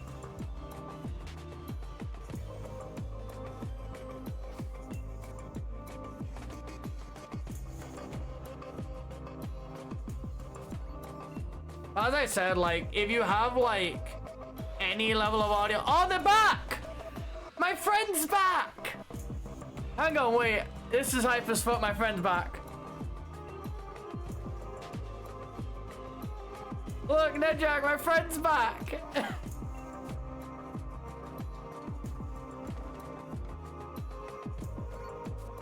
Oh, God. She's back!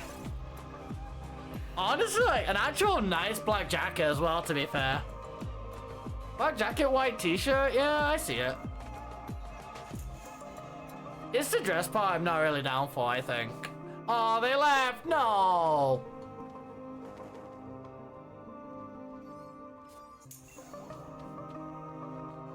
Didn't you get them from Thingy yet? From Chicken? He said he had a fuck ton for you, right? Oh, is that for other balls?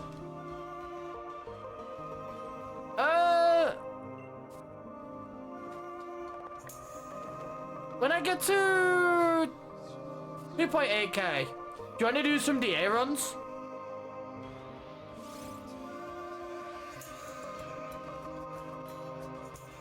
Because I'm down to go just to random thingies.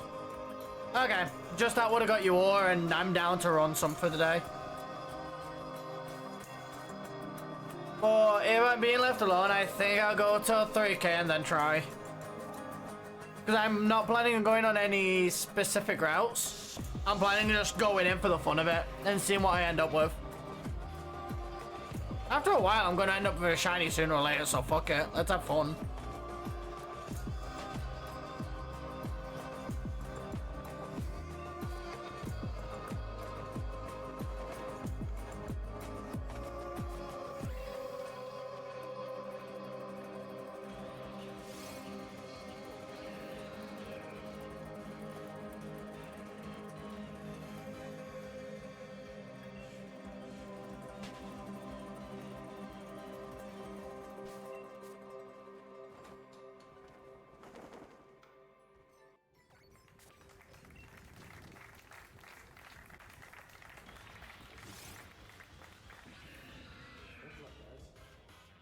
That was really cool, I'm not gonna lie. He's now erasing all of the sound samples so he can do his next session. That's incredible. What?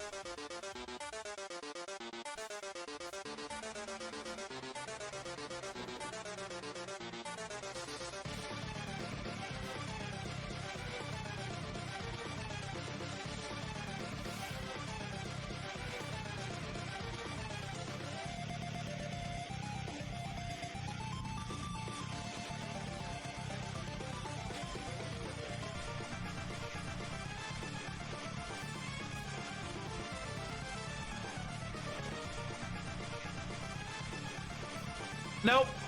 Nope. Nope. Exec decision, just nope.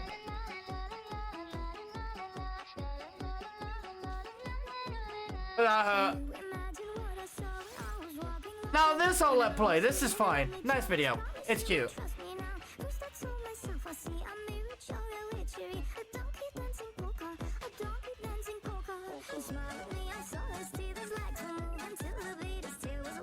Okay, cute gifts.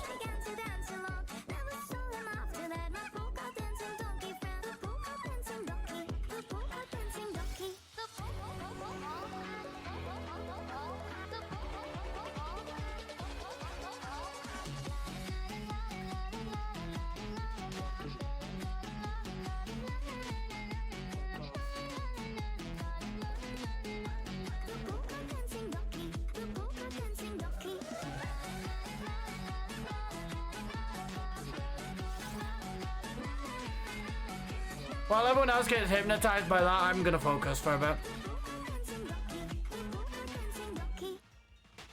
Oh, that ended fast, okay. Anyway, number go up. That's the only reason I'm continuing this now. The number go up. It's a game of what happens first. Do I bust and hit the shiner? Or do I get to 4K? Life is a drag, life is a chore. Frightfully sad, so mindless a bore. Mice in a bag. If I get to 4K, I'll aim for 5K. It's just a brag in the line to the door. The higher your score, the louder you bicker. Life gave you lemons, good heavens, you're bitter. And whatever you get to collect, will that head interject with incessant effect? Here comes the next utter wreck. What the heck? Cut the deck, unsuspectingly betting their dinner when left unchecked. Cuts a check, bust the rest rubberneck, but expect still to end up a winner. I've got to restrain myself from singing. Also, Nedjag, I've lost my mind so much, I literally made a second source to change my thoughts on mic. They're back! My friend's back! My friendo! Yay!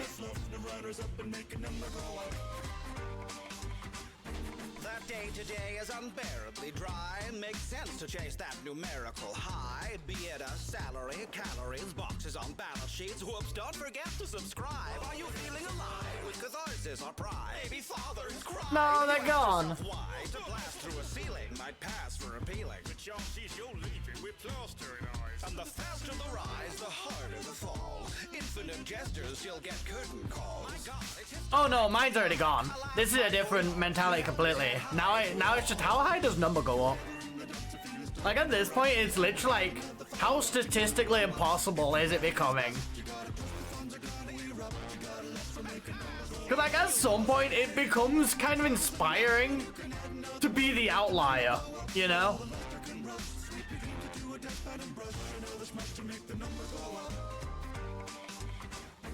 shoot like a star or fold like a quitter. Somebody once told me. What number's that for? Now you might dream of queen, straight flush with the green. Jack when you're sold down the river. You might find you're an ace, or just bluff from the start. Have diamonds Oh. and spades, or get clubbed in the heart. When the pot's at an end and the flop doesn't send you a handful of lovely cards. The world's at the table, it's prudent to play. To errs is the fable, is human, but hey, watch your stack, for the fact is that affluence turning to crap is one little vowel movement away.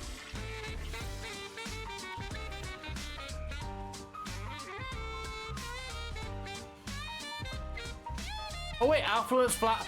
Fuck off, it is. I didn't realize it was one vowel away. Like I've heard that so many times, I never fucking thought about it.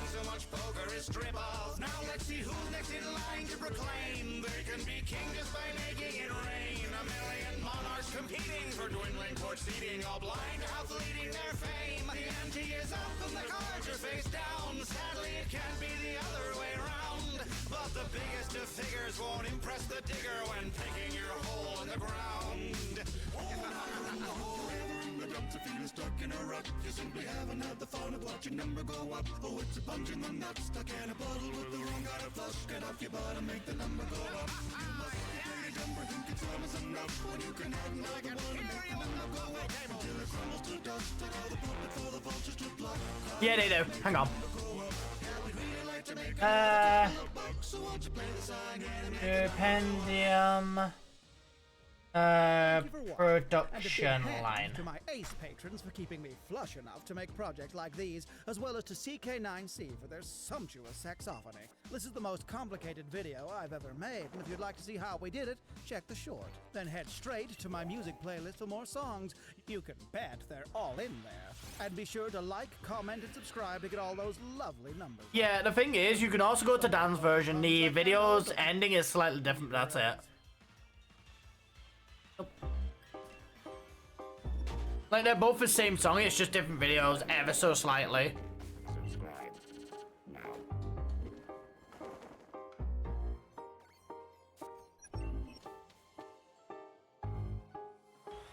Steel, iron, nuts and bolts, poor man's golden rusted bolts, scrap, tin wheels and gears, shift by shift and year by year. That hurts. Machine plate, ironclad, you sealed your fate. All that shines shall fade in time. I'm gonna have to try and like relax my stomach for today. That hurts a lot. I'm doing by the feel of it. Give me.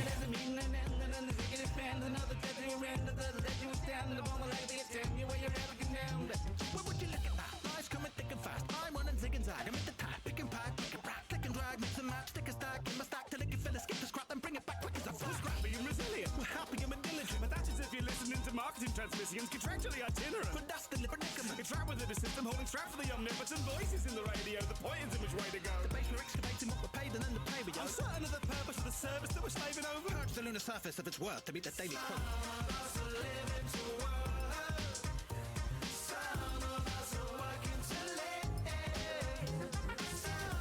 Cause I'm making what others are just taking some of it dying to give. Another day at the office, slaving away and generating the profit. Heading straight for the pocket to the laziest boxes. If it wasn't for me, then I'd be making a loss. It's a struggle working double shit, selling my soul. So my landlord doesn't have to do any at all. Well, you're very important. Why you haven't really a drone? Steady employment just to dwell in a hole. Without the letting it fall, belly and feel like I'll have a twist. Making from somebody did. But I'm stuck as it is to stuff it double my shit. From about the very time when your diary erased it all. They'll only hire me if I'll be reliably available. Yet I appear clearly entirely replaceable. The ironies, I find it to be kind of inspirational. It's ideal, make you more inclined to reach a greater goal. Quietly against the wall. I miss my wife. I miss my kids. I miss my life. Can't live like this. I've listed this too much. We'd have the funds to rise and shine, not rise in line contend. To sacrifice our family lives to those on high hell bend. On empires founded on the thousands, drowned in the cement. Yeah, no, this is the thing. Yeah, this is the Playful Company song, and it's accurate.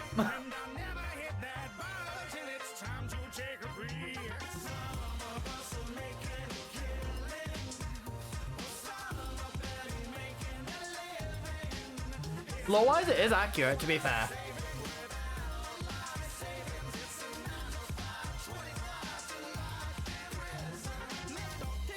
Big clocks to ticking. Tin drops over the dropship position. Tip-top commissioner tips what you live in dropshipping dropship. Tips will not be given. With this cost to live and what a lives cost. Well, the customary cost of other lives lost. Discounted, having a count a half off. In stocks at the gallows for the price drop. Rock bottom, but I don't. Sing the jingle, give a whistle, here's your life blood on. Individual sacrificial thing to come this song. For the about to stop bothering on your oxygen.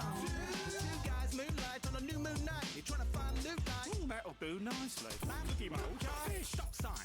Would be gold bar. Gift box. Mine. No, mine. No, mine. Should you be having a place of employment? Otherwise, I know no man. The nurse appointment for the servant doom and paying from the point. Each day, tossed upon the scrap heap, struggling to meet pay. Catch a mind that got cheap. Labor can be replaced when there are fatalities. Simple in a week, slave till they from the gantries. In what kind of dimension is debris so decrepit? Worth more than all the lies amongst the men you sent to get it. The minions paid a pittance from the millions who inherit and then build for the equipment while they get to spend the credits. Have you had an accident at work that wasn't your fault? No, you haven't. It absolutely was your fault. I still feel about what it would be. It clearly was your fault, but still.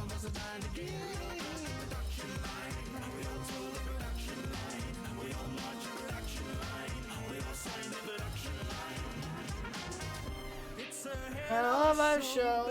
The devil you know. There's no shift. Gonna give a grip. No except a wink and a vision starts to drift. Here to sell you your soul next day and ready to go. The wheels of progress they turn, so get ahead or go.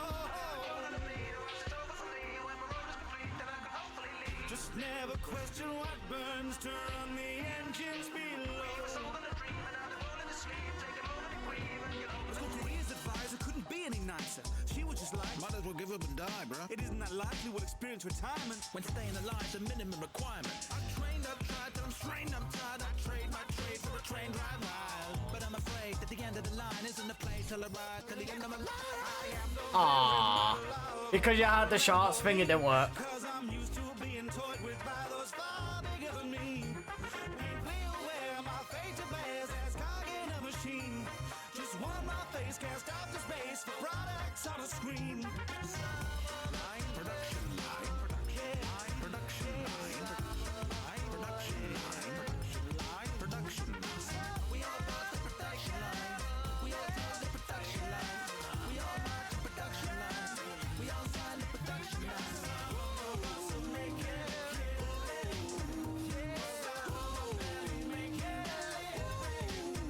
I might do some at Dome. That'll be funner.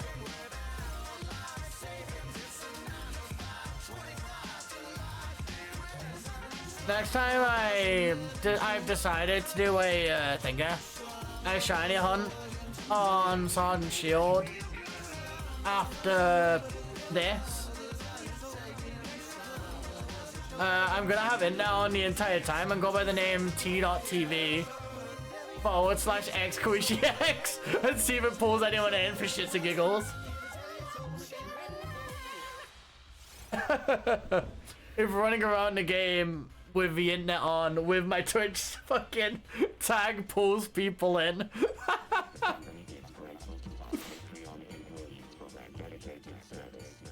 It'll be funny. And that's quite enough of that. Thanks It'll for just be watching. annoying being Thanks to called my Rebel Twitch Dan name who was, as ever, throughout, a joy to thing, yeah. as well as to Freshie Canard The and Chris, who we work with on the entire If story. you enjoyed, be sure to check out the playlist of all my other Well, I'm sure I music can just and mash don't through forget it. to check Dan's channel for the alternate ending. And of course, make sure you like, subscribe, comment, ring the bell, and dodge the tentacles. In the meantime, I've got Dodge the and room tentacle. is steadily filling with pink slime. Oh God. Right, okay, so here's the fuck up. So, Skip. They're looking for Torbeck. They think he's some kind of endless Oh, I just listed this earlier. All day and all night around the clock, and he won't stop getting milk. Nobody's milking Torbeck. Let's use a different word than milk. Don't be so hasty. He's gonna be chained up and milked. Stop saying milk. Why do you look like you're like the wrong, you sick? Every time you hear the word milk, Torbeck, I want you to hear the word bloodlet. Bloodlet? Like bloodlet. Like bloodletting? Bloodlet? What is that? That's what they would be doing to Torbeck. A little guy. They would let blood? A bloodlet? Like a little blood guy? I'm a bloodlet. Oh, that's what that is? Like a little guy made of blood drops? No. You're a little guy. And I'm feeling like, and I'm feeling like, and I'm feeling like satellite. Try to forget, and I'm feeling like, and I'm feeling like, and I'm feeling like. Hang on, I'll go get another Pokemon video.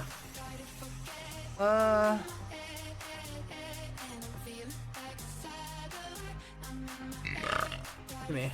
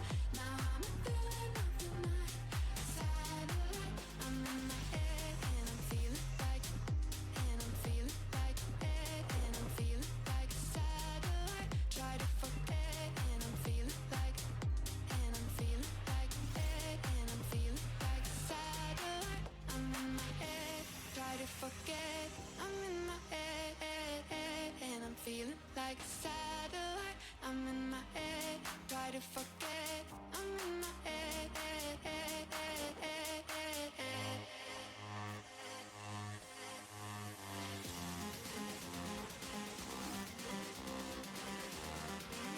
like a satellite.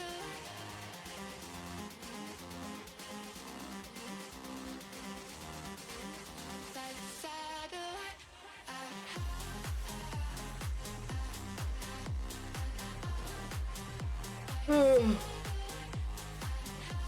Oh dear.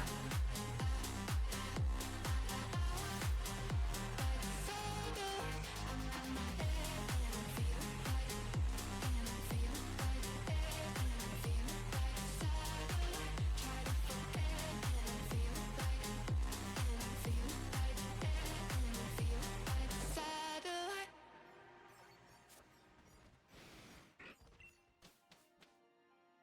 25,000. That's a big number that could mean many things. It could be the population of a small town. Yeah, but what is a it? crowd inside of a large stadium, or roughly the amount of miles that cover the circumference of the Earth.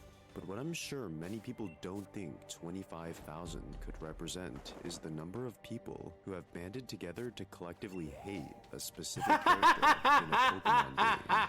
A character so random, so out of the way, and so unimportant to the story, yet has caused anguish and undying hatred to thousands of players across the world with just one interaction. That character is none other than Gen 4's Mindy. If you search for Pokemon's most evil NPCs, you'll see that she's almost always the main target. But what exactly did she do to become the unanimous victim of such a title? Well, I'm gonna take a look at the interaction. why she's so hated among so many people, and Oh, see be careful. if 25,000 people are truly right about Mindy being Pokemon's most Also evil enjoy. NPC. Northern Sinnoh We're going is down a one of the most fucking rabbit treacherous hole. parts of the Pokemon universe. In particular, the path to Snowpoint City is the most difficult part of any Sinnoh trainer's journey. From the moment you leave Mount Coronet, you're met with tons of snow slamming against your face. As you look at the road ahead, all you can see is white and more white. Yeah, The don't worry sheer about it. cold and uninviting aesthetics. Get some rest of you almost time, feel man. like you're not supposed to be here. I'm But just this is chilling. the only way to Snowpoint City. Here we have Dawn, whose team is, well, not exactly much of a team. All she has is a Medicham and a dream to become the champion. But this Yeah, no Medicham worries. isn't any old ordinary one. It's been trained to its fullest potential, ready to easily defeat any Fuck, trainer itchy. in Dawn's path. And just like Medicham, Dawn has a spirit that burns hotter than the snow around her. After getting through the frigid hellstorm, Dawn reaches Lake Acuity, and then Snowpoint City, the loneliest, coldest point in all of Sinnoh. As inhospitable as it is, it's where Dawn needs to visit to earn her 7th badge. And as usual, being the explorer she is, after healing her Pokemon, she decides to explore random people's houses, because that's what any reasonable person would do upon visiting a city for the first time. While most of the houses You don't remember have what Mindy anything really does? noteworthy, inside of the last house is a blonde-haired woman. Dawn decides to go and talk to her. The woman eagerly, almost sporadically, sparks Mindy. conversation with Dawn. Introducing herself as Mindy, she immediately offers to trade her Haunter for Dawn's Medicham, conveniently the only Pokemon that Dawn has on her.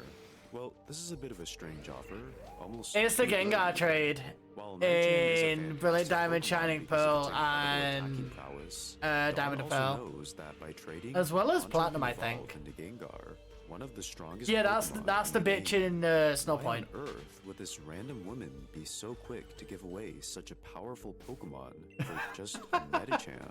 Perhaps It's so some cursed. sort of scam? Or it could just be that this woman is unaware of Haunter's evolution method. Because If that's the it's case, holding an then it's Everstone, easy deal. so it's so Dawn evil. quickly agrees, and the trade proceeds. In just a few seconds, Dawn will have a powerful Gengar at her disposal. Feeling excited, almost as if she's about to commit a robbery, the trade completes. Haunter joins her party and doesn't evolve. Looking up, Mindy has a devious grin on her face. The trade is complete. Mindy now has Dawn's Medicham, and Dawn now has Haunter. Did my Haunter turn into something else? She asks while holding in laughter. I'm just kidding. I made it hold in Everstone. That's so fucking evil. And now we can see why just one small interaction can cause such massive detriment to anyone gullible enough to trade with Mindy. After traveling through one of the worst parts of Sinnoh with no shelter in sight, tired and desperate. I'd do that trade just for the Everstone, I'm not even gonna lie. To all of the townspeople in search of something. Oh yeah, good. 100%. Little did they know. But when you're on a Mindy run knows and, like, exactly that. She you're knows that relying most on people a will chat to Medicham, everyone living in Snowpoint City. She knows that fucks you know up so that much. Haunter evolves by trade. She knows that Gengar is one of the strongest Pokemon you can get in Gen 4. She knows that you'll do anything for more power. Now you can see why Mindy is so hated across the internet. For over 17 years, this single character has created so much inconvenience, distrust, and undying hatred towards not just her, but to all NPCs who offer to trade or give you a Pokemon. To this day, new victims are still getting tricked by this unassuming looking lady Yeah. who just wants to give you something good. To make things even worse, in the Diamond and Pearl remakes, Game Freak kept the tradition alive. Even after all of these years, Mindy still wants to annoyingly steal a Medicham from anyone foolish enough to dare step into her house, and in return, give you a useless Haunter. But is she really the most evil NPC? I think we need to investigate this. Nah, that's some pretty mean NPCs, but that is You that see, is The gold. thing that makes Mindy That's a good an one. evil NPC is not that she's inherently evil and wishes suffering on the player. Rather, she's evil on the grounds that she acts as a beginner's trap by giving the player the false hope of potentially getting a Gengar. She knows that power is what people want most, and she plays into Even that that on by taking Dex. advantage of new players' greed. Oh yeah, But isn't 100%. really It's the so worst dirty in though. all of Pokemon? While her trade is an obvious scam, Haunter itself isn't that bad of a Pokemon. Haunter's actually a There are really good definitely mon. worse trades It's than kinda this crazy. one. I think there are some NPCs who could compete with Mindy. The first one that comes to mind is the Magikarp salesman, who is notorious for offering a never-before-seen Magikarp to new trainers, all for the cheap price of 500 Pokédollars. To make things worse, Oh, he also I makes an ran into appearance it in the Gen back in the 5 day and it was games, funner. performing the I got exact annoyed at same first, but then I was scam like, he did shit. over a decade ago. But while his intentions are ill-hearted, as I discussed in a previous video, I'd actually argue that he does a pretty terrible job as a con artist. I was about to say, Magikarp like, itself that is such a completely really good worthless, trade. But by putting in the effort to evolve it, you can get a powerful Gyarados very early in Like, the buying game, that Magikarp which is worth so far good. more than 500 Pokédollars. In a way, he's sort of That's a shiny unintentionally on hunt? your side. I will say though that Magikarp is only obtainable through this single interaction in Black and White, and Magikarp does make an appearance in the new Nature Preserve in the sequels. So perhaps the Magikarp salesman's true intentions in Gen 5 are to flood its exotic ecosystems with invasive Magikarp. The Oh. second NPC I want to mention is the lone hiker on Route 226, stranded on an island in the middle of the pond. Upon talking to him, he'll I didn't know offer to that. trade his That's Magikarp wild. for your Finneon.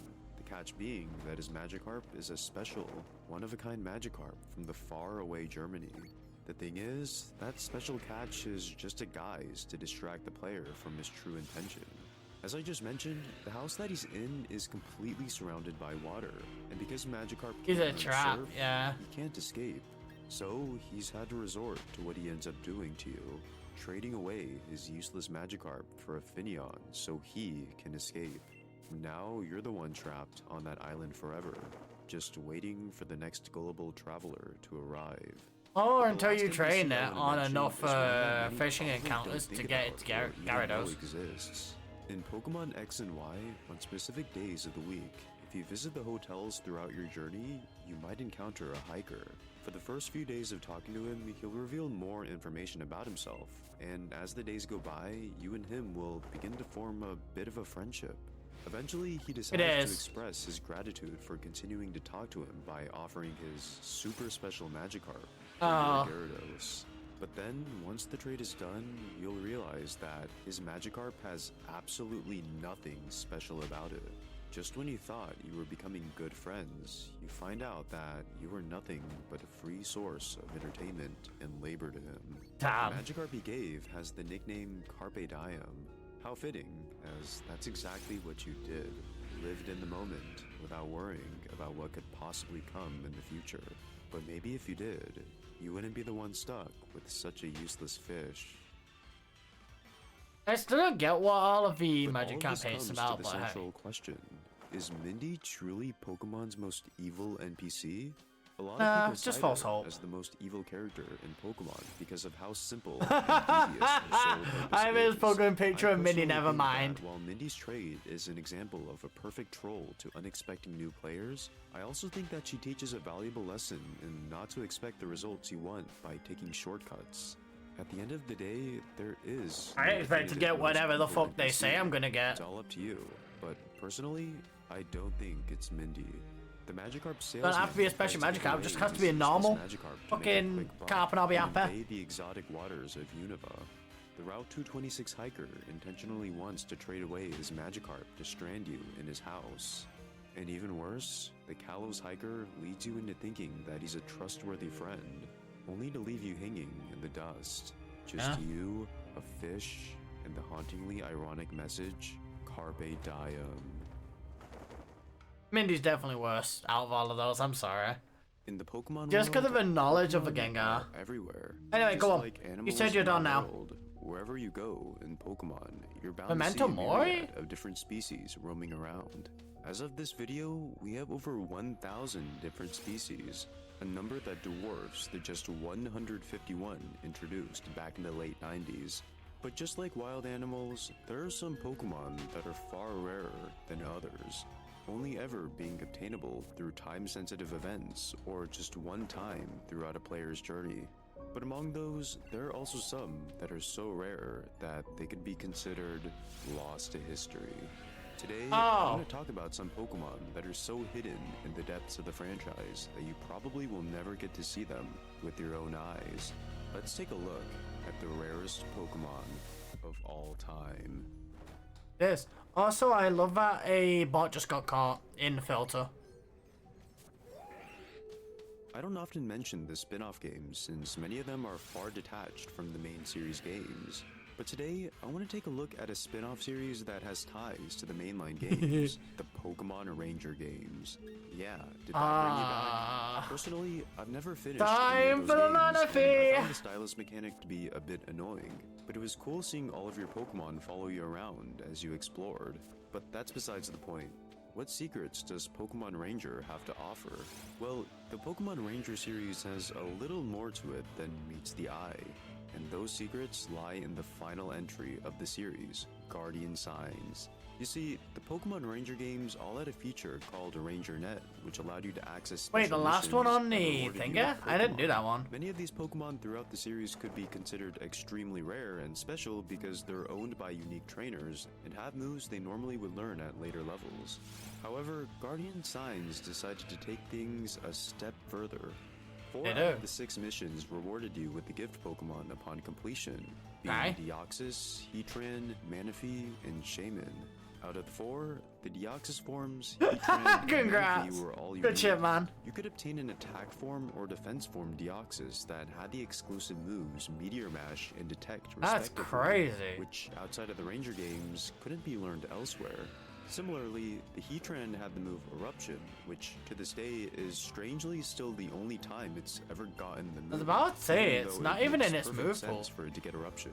And of course, last is the Manaphy, which is infamous for being one of the rarest shiny Pokemon to hunt for, requiring you Take your to time there, trade and Jack. hatch Good an luck. egg to a brand new save file for each attempt to hatch a shiny. Outside of the Manaphy egg though, the rest of the Pokemon are sadly unobtainable, their Wi-Fi exclusive events being discontinued at the beginning of 2011, 13 entire years ago. It's awesome that Game Freak added these secret Pokemon as a gift for avid Pokemon fans, but it's also unfortunate because we might not see a Heatran with Eruption or a Deoxys with Meteor Mash ever again. Oh no, the Deoxys with Meteor Mash, like, I'm fine losing. Give me a Pokemon that's Deoxys. been shrouded in mystery and obscurity ever since its debut. For all of Pokemon's history, Game Freak has I was gone asking out too of much, their so give me way to one. make I don't sure need all that the forms. Psychic Kitten stays hidden in the shadows as much as possible. You can try looking everywhere, in the depths of the Amazon rainforest, in an abandoned laboratory, or even underneath an unassuming truck. But no matter what, Mew is nowhere to be found. Well, that is, besides one game, My Pokemon Ranch, which I discussed in an older video. But while this may be a difficult Mew to obtain, there's arguably one more that's even harder to get. And to find it, we need to go all the way back to Pokemon's infancy. Pokemon Pinball is a game that a lot of people probably don't remember, or at least if you do, most recall playing the Game Boy Advance version. No, I remember the Game Boy Color. Version. Yeah. It's your standard pinball game. You hit the ball using your 2 paddles and hit things to earn points. Of course, there's also the signature Pokeball catching feature here too, where you can occasionally catch a random Pokemon after scoring enough points. You need to Since this was essentially get the Generation ball 1, stuck all on the Mew's original head. 151 Pokemon are Just for present. even a But shot. in classic Game Freak fashion, there was one Pokemon that remained more elusive than the rest. Mew. I think the Pinball Mew might just be worse than the Ranch Mew simply because it's technically possible to catch it. Just so excruciatingly time-consuming and unfairly difficult that it's not even worth your time. First, you need to encounter Mew, which requires you to beat all 3 bonus stages twice. To unlock the bonus stages, you need to either catch or evolve 3 Pokemon. Once you've completed the stages twice in a row, you get access to the Indigo League table, where you have a mere 2% chance to encounter Mew each time you get the chance to encounter a Pokemon. But then, finally, after hours of mindless button mashing, you get to see Mew. And then, you realize that you can't catch it. The developers made it theoretically possible to catch Mew, but in order to do so, you need to hit Mew with the pinball many, many times within just 3 minutes. How many times exactly? 50? 100 even? How about 1024? Yeah, that's approximately 6 hits per second, meaning that unless if you have the pinball skills of a god or you're just a filthy cheater, the Pokemon Pinball Mew will be a prize forever sitting behind a glass wall, always just barely out of reach. You can do it if you get it stuck right in its head, so it just infinitely bounces. But even then, it still might not catch. The rarest Pokemon, one common category of Pokemon that comes to mind are shiny Pokemon. After all, they were created with the intention of being incredibly difficult to find. From Gens 2 to 5, they had a 1 in 8,192 chance of being encountered, and from Gen 6 onwards, it got buffed to 1 in 4,096, which is still Don't talk to me about my unbelievably rare. shinies ever But again. Not all shinies are created equal. You're not This wrong. got me thinking, what truly is the rarest shiny Pokemon of all time? Well, there are several contenders. The first that comes to mind is the Wishmaker Jirachi. To celebrate the release of the new Pokemon movie and the new Pokemon Coliseum game, Pokemon included a special bonus disc along with certain copies of Coliseum. Yeah, which The I catch had. was that the only way you could get a bonus disc was by pre-ordering the game, which is reflected in the high price you'll have to pay now to get a bonus disc. But even if you spend $200 for one, you'll then need a Gen 3 game and have to reset your save file each time. The second are shiny Shadow Pokemon, also in Coliseum. Why? Well, Shadow Pokemon are normally not supposed to ever be shiny, but due to a programming error in the original Pokemon Coliseum, Shadow Pokemon could be shiny, but there was a catch. Because of shininess being determined by trainer ID, when the opponent sends out a shiny Shadow Pokemon, it'll never be shiny. It'll So you only have turn to just hope shiny that you once catch it, purify and it's, yeah. These aren't incredibly difficult to get though, it's just a tedious process having to sit through a cutscene for each attempt. But what I think may be the most elusive shiny is shiny Arceus. Hey, For the Nedjag, 18th it's yours. Pokemon movie, for just a few months, in Japan only, you could have pre-ordered a ticket for the movie that contained a unique serial code. By redeeming the code, you'd get one of 20 Arceus, holding either one of the 18 plates or a silk scarf. Yeah. For a few lucky people, they'd receive something a bit different. A golden Arceus. It's just funny because of the fact that we can both get shiny Arceus now pretty consistently without having to none of those cheat have or the anything. possibility of obtaining a shiny Arceus. For some completely unknown reason, To be whether fair, that be an I oversight think or a super secret this Easter egg, is this single more just short referencing distribution older has been games. The Hang only on. time Arceus has ever been legitimately obtainable in This its is only shiny 11 form. months ago, If so you were yeah. lucky enough to get the 1 in 20 shiny Arceus from this Like, distribution, you should have knew you're about one of the only Brilliant people Diamond in the Shiny world Pearl. who have Weird. and might ever have the opportunity to get this golden relic. I forgot to mark that. Finally, let's take a trip down memory lane and look back at one of the coolest. I guess he and means most because it's forgotten specifically Pokemon an event one. accessories, the Pokewalker. If you grew up with Gen 4 Oh, like I did, God. I'm sure you remember getting one of these and probably not even knowing what to do with it, and just not using it and losing it soon after. But for those who took the extra time to incorporate the Pokeball-shaped pedometer into their lives, they were met with the secret world, full of mysteries. The way that the Pokewalker worked is that it would track each real-life step you I didn't took, know that. That's with cool. 20 real-life steps equating to 1 watt. Watts could be used to encounter wild Pokemon or unlock new areas to take your Watts can Heart also Gold be or Silver used Pokemon to buy on Acorns. Scroll. The Pokewalker Apricons. was also Apricots, the only brain. way to obtain a few Pokemon in Heart Gold and Soul Silver, such as Sharpedo, Castform, and Lumineon. But what I want to focus on here are the Pokemon with exclusive moves. You see, the Pokewalker really wanted to reward those who stuck around at the time. For small windows of time, you could download special areas to explore, and these areas would often have one-of-a-kind Pokemon that you couldn't obtain elsewhere. For example, in the Yellow Forest, you'd be able to encounter Pikachu that could have the moves Fly, Surf, Volt Tackle, and Flail. But the most intriguing Pokemon of all lie in the Winter's Path. All of the Pokemon encountered here have special moves, such as a Beldum with an actual complete moveset and a Magikarp with Bounce. But out of all Oh. of them, the one that stands Magikarp out with is Bounce the is Munchlax. base. which knows the move Self-Destruct. Why would you It's want not a boom particularly Munchlax? groundbreaking, but it is the only way that Snorlax can get the move Self-Destruct in Gen they're 4, right in my so face, I don't there's like this. that. I do think it's interesting, though, that the only other way Munchlax can They get look alright, though. Self-Destruct is by inheriting it from a Snorlax, which itself requires you to evolve a Munchlax knowing the move, which could only be obtained by actively using an obscure Pokemon accessory at the right place, at the right time, and being lucky enough to encounter one. In a way, it's kind of poetic. Aw, they're Pokemon gone. is all about exploring the world. I'm all alone discovering new again. Things, and finding yourself as a trainer. And the Pokewalker bridges the gap between Pokemon and reality, giving you rewards for doing just that, exploring your own world. But I think regardless of the Pokewalker being an over 14-year-old relic of the past, Hang on. its message speaks just as loud today. Take a moment to look outside, admire the beauty of the world we live in, and find who you are. I know it'll happen. A sec.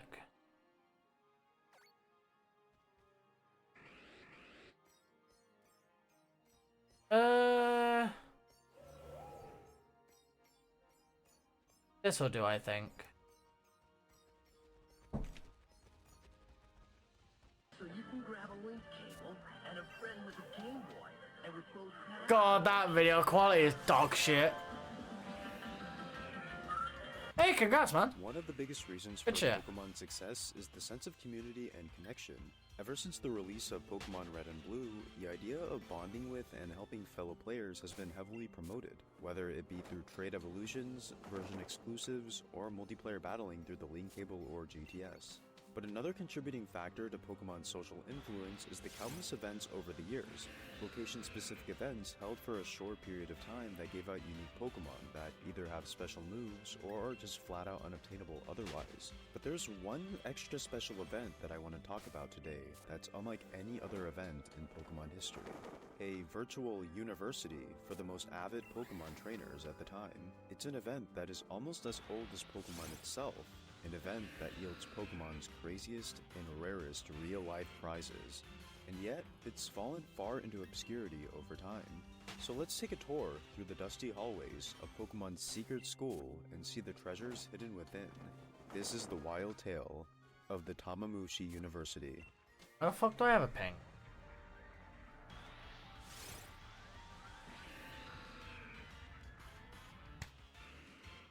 To begin, we have to go all the way back to the spring of 1998, when Pokemon was in its baby years. But even during its infancy, in Japan, the unique creature collecting game had taken the country by storm, especially in elementary schools. To cash in on this new craze, a Japanese publishing company called Shogakukan, who also produces the Pokemon Adventures manga, wanted to run a lengthy Pokemon-themed promotion for the Shogakukan Learning Magazine, which was their monthly magazine targeted towards elementary schoolers. But what exactly would they be able to do that could hook young children to this campaign for an extended period of time? Giving away cool real-life prizes? Making an interactive Pokemon experience to win these aforementioned prizes? Maybe even a special Pokemon to help them out in-game? Well, what about all of those?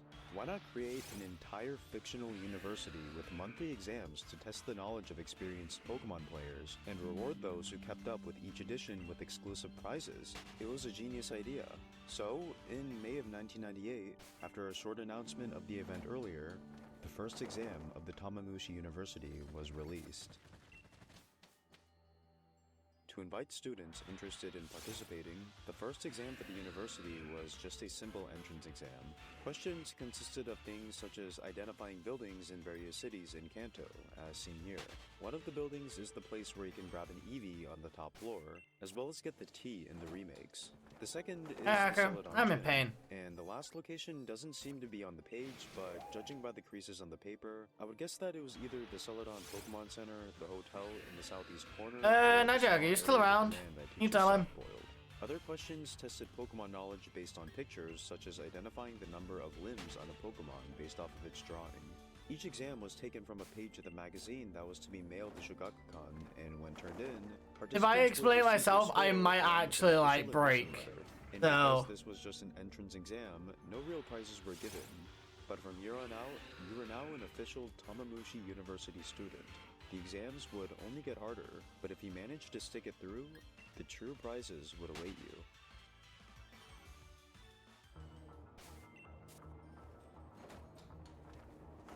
July of 1998 was the beginning of the semester for the newly admitted students. Between the entrance exam and then, there were a couple of flavorful extra things related to the promotion, but nothing super noteworthy. After a restful summer, it was finally time for students to begin their Pokemon academic journey. The Professor exam was the first real exam students took. The questions were more difficult than those from the Did you read that, Hacker? Acquiring knowledge from not just the games and images, but also from the anime and previous issues of the magazine. In honor of the test being more difficult, anyone who took the exam would get a free pin with the Tamamushi University logo on it, a handbook with various Pokemon facts and information. Made worse by the fact that this is my first ever hunt that I've actively done. Looking at the few existing images of the inside of the handbook, Every other hunt I've ever done was just I hatched a fuck ton of eggs, which I was doing anyway for perfect Pokemon, for shits and giggles. It's just something you don't see nowadays. But the real treasure was only to be rewarded to the most. This is my first actual like proper the few who were able to get a hunt. score, they would be eligible to enter in a lottery where exclusive merchandise was given, such as a watch with the university's logo, a Pokédex-themed backpack, and a pendant with the university's logo and name sewed onto it. Once again, really cool and rare stuff. But not only that, for just 30 winners, a special Magikarp was distributed. This Magikarp, known as the University Magikarp, is one of the most I knew Dragon Rage Pokemon of all time, being the only Magikarp to ever know the move Dragon Rage.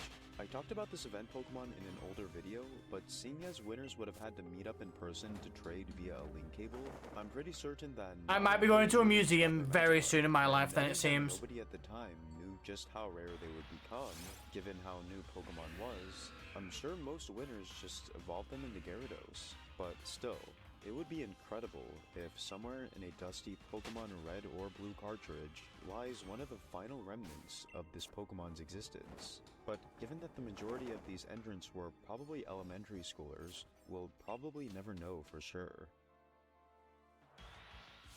The next exam was the Super Professor exam, featured in the August of 1998 issue. Of course, being a continuation of the original Professor exam, this one was harder than the previous, with most of the questions having a heavy emphasis on specific moments in the anime. Now, there wasn't too much special about the goodies for this one, just little note cards and student IDs themed after the school. However, unlike the Professor exam, if you were able to get a perfect score, you'd also be rewarded with a one-of-a-kind certificate featuring the 3 legendary birds congratulating you for your hard work, which I would imagine would net to a lot of bragging rights in school playgrounds. But now, we're gonna get into the real obscure stuff, the golden treasure locked behind this event. Because after a fairly uneventful few months, in November of 1998, Tamamushi University would close off the year with its last true exam, the Hyper Professor exam. This exam was significantly tougher than both of the previous ones, and by significantly tougher, I mean it. It contained questions ranging from moments in the anime, to specific events in both the mainline and spin-off games, to even really weirdly niche things such as knowing the exact height of a Pikachu drawing on an airplane during a recent Pokemon event by a Japanese airline company, as well as knowing what happens when you give Pikachu a gift in the Pocket Pikachu accessory. Yeah, I don't think many people passed this exam. But that just adds to the mystery behind the rewards given to the few who did. For those who got perfect scores, they'd receive yet another unique certificate congratulating them. Although, I'd imagine this one to be way rarer than the one from the Super Professor exam. All entrants also received a special notebook with a pair of specially designed pencils. The notebook contained various Pokemon-themed activities that related to school topics such as math, music, and English. I say English in quotes because, the words in English were not exactly the most useful ones to know. Again, knowing how long ago and obscure this event was, I seriously wonder how many perfectly mint-condition notebooks and pencils there are today. Yeah, like, without I a believe single it. scratch or pencil mark. And if there are still a few, I wonder how much they'd be worth. But then again, I don't think they'd have a big demand. But what I do know has had collectors draining their wallets from this event is probably the most iconic prize of them all, the University Magikarp Pokemon card, one of the holy grails of Pokemon card collecting. To give you an idea of just how elusive and prized this card is, only 1,000 of them were given to the people who had the highest scores, and out of all of those, only 14 perfectly mint copies of the card are currently known to exist. Thank you, I'll which need would be it. worth over $60,000. It was truly one of a kind, just like this event. But sadly, with the year coming to an end, so did the school semester, and that would mark the end of the Tamamushi University. Or did it? In early 1999, the Shigakugan magazines would wrap up the campaign with 2 final events. First was the graduation exam, which acted as a final exam for the students, where instead of answering questions based off of Pokemon trivia, they would have to design a brand new move with the drawing of a Pokemon using it. Upon completion, students would receive a graduation diploma for attending the university. But the last and most interesting event was the official Tamamushi University anthem. Yeah, these guys were seriously dedicated to making this feel like a real school. In January of 1999, readers voted on what would be the final official anthem. This anthem would be performed during the 9th Next Generation World Hobby Fair, held shortly after the publication of the January issue. Pretty cool, right? Well, there's one little thing that's strange about this song. Despite the song being performed in front of a large audience, there is no digital audio recording or footage of its performance. The only proof of its existence is through 3 cassette tapes given out to 3 incredibly lucky winners during the fair. These cassette tapes hold the only known audio recording of this anthem. It's almost like a piece of lost media, not knowing how the anthem goes. These tapes probably haven't been played in decades, and even then, who knows if they still work properly. There's a good chance that it's been completely erased by time. But its obscurity is kind of the charm of the whole thing. It having occurred during Pokemon's infancy, the rarity of the prizes, and the sheer amount of dedication to the event is what makes it so astounding and surreal. It's hard to imagine an event of a similar scale nowadays. Looking at old and obscure things in Pokemon's early history like this always surprises me with the amount of passion being poured into the franchise. This passion strengthening the community and bond of young players across the globe, forming lifelong friendships in the process. There is a warm sense of connection among Pokemon fans during these events, and that's what Pokemon is truly about, bonding and growing together. I'm gonna lose my mind. It's truly about bonding and growing together, because at the end of the day, life is better enjoyed together with those connected to you.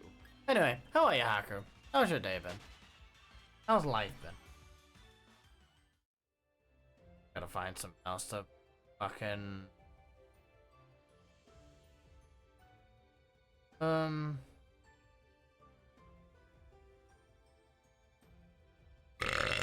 Give me.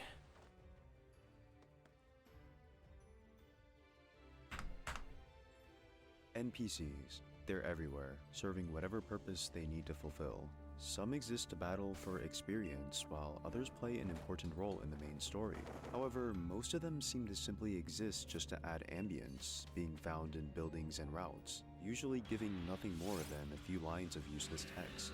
And these are the characters who often get overlooked. Think about it. How many of these characters have you taken a quick look at and never spoke to, just leaving their small nuggets of wisdom forever trapped in between the lines of the game's code? But one thought that seems to evade most people's minds is the moral compass of these unassuming strands of code and pixels. Because among all of them throughout Pokemon's over 25 years and many regions, there exists one single NPC who stands above the rest in terms of their evil intentions. It's not any of the evil team leaders, or any of the rivals. It's not even Mindy, the woman whose name has been stained in infamy through her one trade. No, it's a single, lonely man living in the very corner of the world. A man who has spent his entire life waiting for one gullible person to step foot and have their fateful conversation with him. Let's take a look at Pokemon's most evil character, and how one small mistake can lead to the most devastating of realities. Our story begins with the newly crowned Sinnoh champion, Dawn. Her team is, I'd say by this point you'd have to say the least. But having a fit team doesn't matter when you've already climbed to the summit. By this point you'd have fucking and Fly as on such, some. She's taking a bit of a luxurious vacation in the battle zone. But what's a vacation without a little sightseeing, right? To the east of the survival area is Route 226, a bit of a treacherous hike with several steep hills that need to be rock climbed to fully explore. Thankfully, with their expertise and a gang of a babyfish, world-renowned artist, 2 nurses, a black cat, obviously for good luck, and a snake who got the most disappointing evolution of all time, navigating the terrain was a breeze. But upon reaching the shore, Dawn notices that there's a lone, mysterious house sitting right in the center of the lake. Through her hundreds of houses broken into and trash cans dug through, she knows that a single house can only mean one thing: treasure. So, in gleeful naivety, she quickly surfs to the little house. But little did she know, this would be the beginning of the worst day of her life. The interior of the house appears to be like any other, decorated with a small green carpet, a table carrying a notebook and a laptop, and a TV that, just like every other, never seems to take a rest from its constant buzzing. But the most intriguing thing inside is the lone hiker sitting just a few feet away from Dawn, seemingly in his own world. She decides to talk to him. His demeanor is a bit strange, but friendly. The Meister, he calls himself, offers a once-in-a-lifetime trade: his Magikarp for her Finneon. Dawn hesitates at first. What kind of a scam is this? But then he pictures If you've already something traded unique. a mon any other Magikarp is from a different it's language, from Germany, a faraway place. I think Well, you can't resist something that good, even if it's he just won't a bother Magikarp, with right? trade. And so Dawn gives in. Let's to say, her oh, you've friendly already done enthusiastic this. side and proceeds with the trade. The eccentric man looks at her with a sinister grin while And thanking her. update The your shit trade is instead. done, and with the trade done, the entire world has just closed in on her. While it may not look like anything significant has happened, Dawn has just made a very, very fatal decision. Excited, she quickly leaves the house to continue exploring the route. But once she makes it to the water's edge, she comes to the shocking discovery You have that a no Smeargle, Pokemon in her it can party learn know surf. surf. But not only that, none of the Pokemon in her party can learn Oh, what the fuck? surf. Oh, because you minor have to do it by inconvenience, yes, sketch. But nothing to worry about just yet, right? Perhaps a Pokemon can fly back to the Pokemon Center? Nope, nothing. What about the Magikarp that she just got? Well, Level 100, it's wow. level 100, which means it can't evolve anymore. With anxiety rapidly climbing, she checks her bag in frantic search of anything that could possibly get her out of this situation. Held items? No. Have a Pokeballs rod. to catch something? Well, in a crazy stroke of luck, she has some older balls in her bag remaining. But not only that, she also has a good rod that she used to catch the original Finneon. Looks like the solution is clear. Just find a wild Pokemon in the water using the good rod, catch it, and swim away freely. But there's a small problem with that. Having items in her bag doesn't matter. With a full team of 6, catching a water-type Pokemon means nothing. It'll just be sent to the PC. No. Now, the reality No, that's incorrect. At least in later games, you are able to switch out a team member instead. Plus, you do have access to the box. In older games, yes, this would be a soft lock, I think. So I also think you still are able to switch out a team member. Admittedly, my memories from that time are very rusty. But, yeah, you get the point. of the situation has truly revealed itself. There's no way out of this island. Those caught Pokemon will forever be stuck in that PC. Now, the world is just Dawn, her 6 Pokemon, and an island that she'll be stuck on for the rest of her existence. But there is one way out of this seemingly hopeless situation. Yeah, just wipe You out. see, Finneon was caught using the Good Rod, which means that you will always have that item with you. And because of that, you can still encounter wild Pokemon. This single key item is going to be the key to getting out of here. However, we're not going to be catching any wild Pokemon. Instead, we're going to take the second route, make our entire party faint. This doesn't seem so bad at first, especially when you remember that in Gen 4. Oh, it's gonna suck Struggles because you've before gotta damage was rush increased to all always your dealing PP. 25% of your Rush up total health Blessies. each time you use it. So once we run out of PP, fainting by using Struggle will be no difficult task. But we have one problem. Our team, well, it's not exactly the most fit for battling. But not only that, That's a the lot of the entire top team is level 100. This means that we're gonna have to spend a really long time defeating wild Pokemon A real long over time. and over. making each of our Pokemon Give it about slowly 8 suffer hours. until they finally drop dead. Tack on the fact that this is Gen 4, the generation infamous for being slow, as well as the fact that you need to time your reeling each battle, and it's clear that we're gonna be stuck on this little island for a very long time. So long, in fact, that I didn't even try to make my entire party faint. But even though after spending all of this time paying full attention to the game waiting for that exclamation mark to pop up, then mind-numbingly mash the A button until we defeat one Pokemon, we can finally make it to safety, the fact of the matter still remains.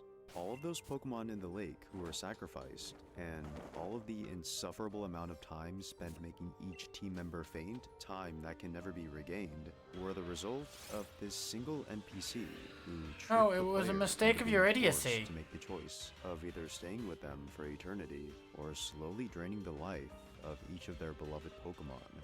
Why is he here in this lonely house? And what intentions did he exactly have for his unfortunate victim?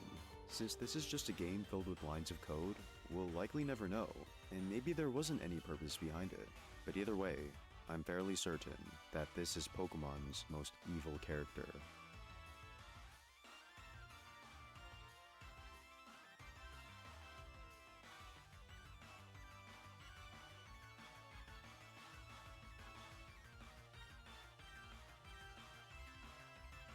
Okay, 1 second, doing something dumb.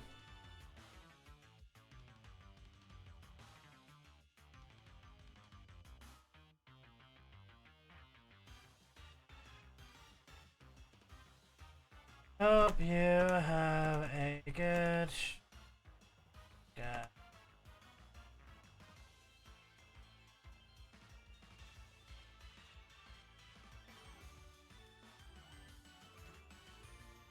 Sadly, I can't.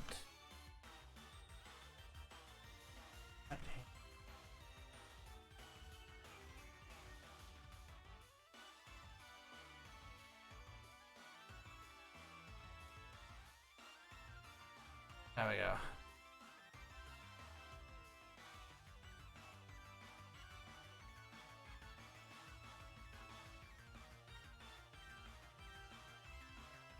Three times very shiny odds. Things are going well.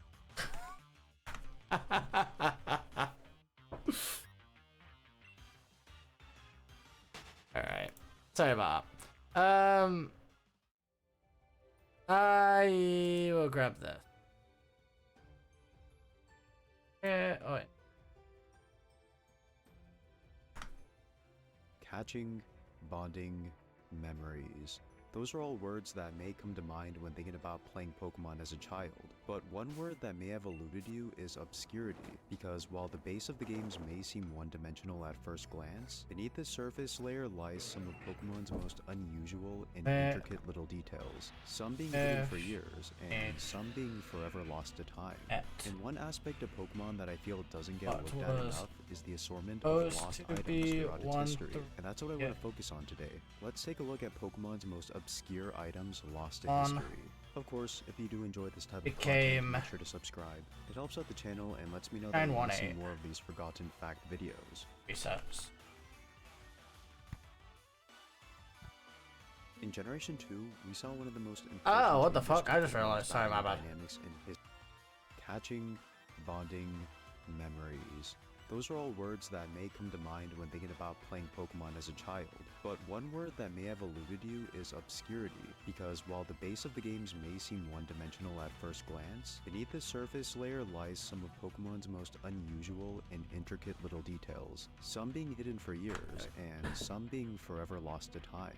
And one aspect of Pokemon that I feel doesn't get looked at enough is the assortment of lost items throughout its history, and that's what I want to focus on today. Let's take a look at Pokemon's most obscure items lost to history. Of course, if you do enjoy this type of content, make sure to subscribe. It helps out the channel and lets me know that you want to see more of these forgotten fact videos. In Generation 2, we saw one of the most important changes to Pokemon's battle dynamics in history. There we go. Sorry about the that. introduction of held items. We got a handful of new items meant to be held to either boost a type's power or to be specifically held by a certain Pokemon. The vast majority of held items seen today were introduced in Gen 2 and live on, and in their introductory games, most of them are given to you throughout your adventure. However, there are a few more mysterious ones that never got to see the light of day outside of this single generation. You see, Generation 2 had the time capsule system, which allowed you to trade Pokemon from a Gen 1 game to a Gen 2 game, but the catch was that you couldn't trade it back. And seeing how rampant the Pokemon craze was at the time, Game Freak really wanted to encourage this behavior by rewarding players with some rare items held by certain Pokemon. These items couldn't be obtained elsewhere, and they ranged from having small, niche purposes to being outright useless. These unique items were the silver and gold leaves, the polka dot bow, and the brick piece. Actually, the leaves did make a very brief return in the Let's Go games as a singular item held by your starter, but even then, their only purpose is to be sold for a small amount of money. But you see, these two items are a lot rarer than you'd imagine. In the Gen 2 games, the only way to obtain these items is to trade in a specific few Pokemon from a Generation 1 game. But even more mysterious are the last two items, which seemingly have zero purpose at all other than to add more diversity. The Polka Dot Bow is an item that boosts the power of normal type moves, but there's already an item in Gen 2 that does the exact same thing. The Pink Bow, which is far easier to obtain, as in order to obtain a Polka Dot Bow, you would need to trade in a Clefairy from Generation 1. But lastly, we have the brick piece, the ultimate emblem of held item obscurity. Similarly to the Polka Dot Bow, it's only held by Wild Machop in Gen 1, and if you didn't have some sort of guidebook, you wouldn't know how to get this. But if you somehow managed to get your hands on one, you'd be rewarded with what may be the most satisfying reward in any video game, 25 Pokédollars. I gotta say, that's a pretty hard deal to pass. But while we're on the topic of held items that got replaced, let's take a look at a long-gone feature that I feel like a lot of people miss. Sorry, I'm just trying to loosen up the top a nice message along the base of my neck. Pokemon, but in Generation 6, they were sadly removed. But while a new set of decorated mail was added with each generation to replace the previous one, it's always been a simple process to obtain them. Just purchase them. Oh god, sorry about that. This was the case for every generation, except for one. That's right, Generation 2. Just like with certain held items, while many are regularly available in various marts, it's also if you're wondering about the reset gameplay, to go out of their way to down here. obtain every single one of them. The Eon Mail, But I enjoy the Music Mail, random and videos. Morph Mail are all obtainable through Gen 2's They're Master helping me Bus stay feature, sane. where you can connect with another player using the Game Boy Color's infrared port to receive rare items, a task that is already incredibly difficult to do itself today. These exclusive items included rare plushies that could only be obtainable here, as well as unique decorations, and of course, the 3 mail designs mentioned before. However, there exist 2 more pieces of mail that surpass the rarity of even these 3, and may be the rarest pieces of mail in Pokemon history. Them being the Mirage Mail and Blue Sky Mail, which were only ever obtainable through the Japan-exclusive Pokemon Communication Center. But not only that, in order to obtain these pieces of mail, you would have needed to use the also Japan-exclusive mobile Game Boy adapter, which you could connect to a compatible mobile device to access special features. Unfortunately, the mobile Game Boy adapter shut down over 20 years ago, effectively leaving the Mirage and Blue Sky Mail permanently unobtainable. Forever lost as a relic of a long-gone era.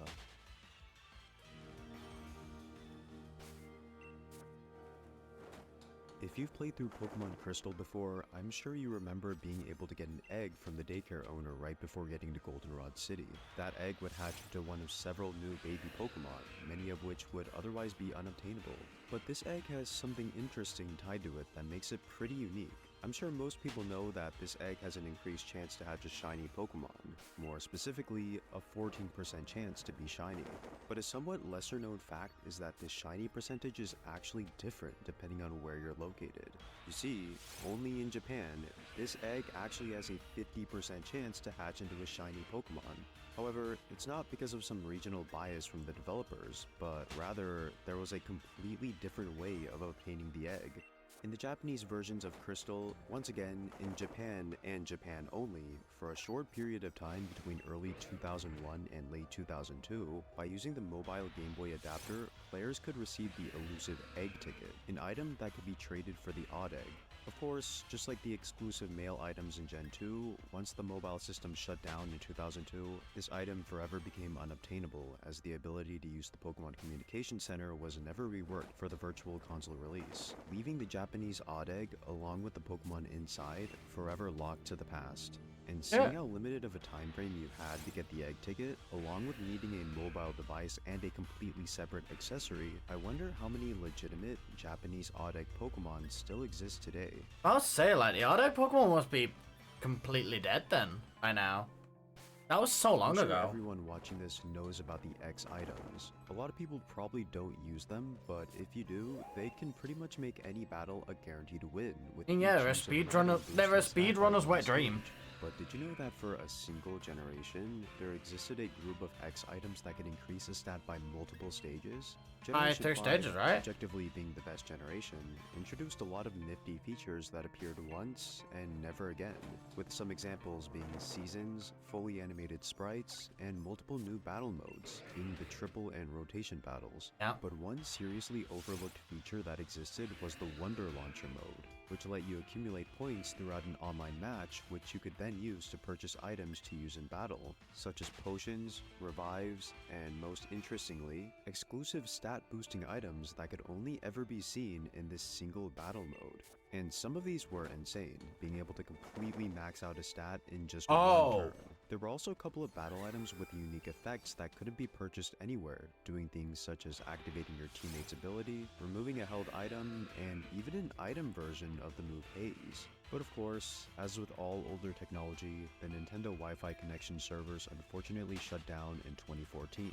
And even though there are third-party servers allowing a Gen 4 or 5 game to connect to Wi-Fi, given that it's been well over 10 years since the release of Black and White, I highly doubt we'll ever see these unique battle items again. Hopefully not, I just saw a chances Twitch of name now, sorry. anybody playing the game now seeing them Curious, almost are tempted close to go and zero. see. It's a shame, since I think the Wonder Launcher could have been carried over to newer games as a more niche way of battling online. The first Pokemon Stadium game released internationally is one of the most beloved spin-off games in the series. However, one in-game aspect that tends to get overlooked is its compatibility with the main series games, more specifically with the Gen 2 games, because Pokemon Stadium 2 contains some of the most elusive and obscure decorations in the entire series. By clearing the entire Gym Leader Castle, you'll get several special gift Pokemon, who when traded to a Generation 2 game, will be holding either a normal box or gorgeous box depending on what round they were received, and when opened, will contain a silver or gold trophy respectively, which you can use in your room as a decoration. I should open the door slightly. But interestingly, there's a second way to obtain these trophies that's a lot more convoluted. If for some reason you decide to beat the Gym Leader Castle with all 151 Pokemon available in the game, you'll be rewarded with a singular Psyduck. But not just any old Psyduck. This one has the move Amnesia, which it can't normally learn. But what's more interesting about this is that depending on which version of the game you're playing, when traded to Generation 2, it'll be holding either a normal or gorgeous box. But there are 3 final items locked within Pokemon Stadium 2 that are by far the most honestly, Remember the hang on, I'm gonna mystery pause gift for a feature sec. I talked about? The normal box and gorgeous boxes did technically make a return, but where I saw them was on throughout the Mystery Dungeon franchise, which honestly, like, they were pretty good. They were actually really good. But yeah, other than that, no, like, they never really showed up ever again. So it is what it is. And I'm gonna press play again. Well, there's actually a similar mystery gift feature in Stadium 2, where you can receive a gift from an NPC once a day. But unlike in Gold and Silver, here, and only here, you have the chance to receive 3 exclusive decorations, them being the Pikachu Bed, Unknown Doll, and Tentacool Doll, all being included in a pool of very rare items, adding up to a total of just 0.1%, a truly gargantuan task.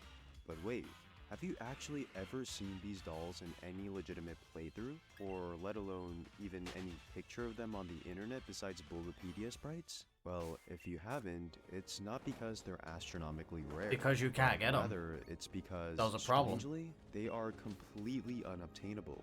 Despite what the probability chart says, because of the way the game determines what gift you'll receive using a random number generator, without using cheats or glitches, you will never receive one of these 3 gift items, no matter how long you try.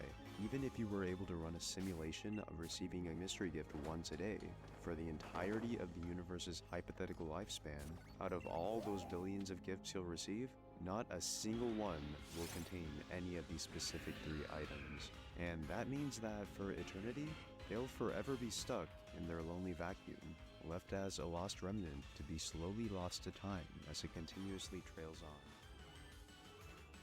on. Right, hang on. I need a video. But I don't know what to do.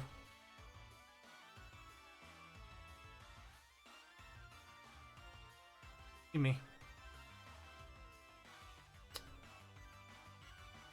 For now, I'll put number go up. That's how I feel with all these resets. After this, I think I'll go to Effect.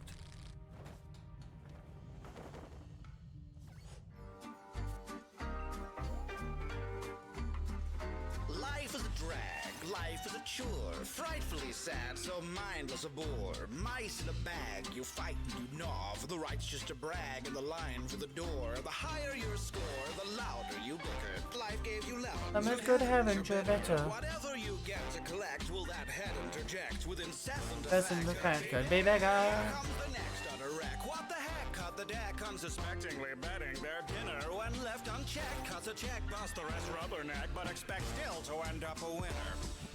You're ever in the dumps, you feel stuck in a rut. You simply haven't had the fun of watching number go up. You know it's wonderful stuff. Let the hundreds runneth over your cup. Let's touch your bucks to want the number go up. You must be pretty dumber, think it's time is enough. When you can add another one and make the number go up. Until you run out of luck, can find your funds are down to nothing but fluff. The runners up and make a number go up. That day today is unbearably dry. Makes sense to chase that numerical high. Be it a salary, calories, boxes on balance sheets. Whoops, don't forget to subscribe. Are you feeling alive with catharsis or pride? Maybe father has cried. Have you asked yourself why? To blast through a ceiling might pass for appealing. The chances you're leaving with plaster in eyes. And the faster the rise, the harder the fall. Infinite gestures, you'll get curtain calls. My God, it's historic, meteoric. Alas, my poor Yorick, he held his head high through it all. If you're ever in the dumps, you feel stuck in a rut. You simply haven't had the fun of watching number go up. If your budget is bust, you gotta trust the funds are gonna erupt. You gotta look for making numbers go up. You must be pretty dumber, think it's time is enough. When you can add another one and make the number go up. But all the luster can rust. Sweep your feet to a dustpan and brush. You know this much to make the number go up. Shoot like a star or fold like a quitter. Somebody once told me about all that glitters. Now you might dream of queen, straight flush with the green. But get jacked when you're sold down the river. You might find you're an ace, or just bluff from the start. Have diamonds and spades, or get clubbed in the heart. When the pot's at an end and the flop doesn't send you a handful of lovely cards. The world's at the table, it's prudent to play. To Come on, buddy. Human, but hey, watch your stack, for the fact is that affluence turning to crap is one little vowel movement away. Nah, I'm gonna hit 3K easy before it happens, it's fine.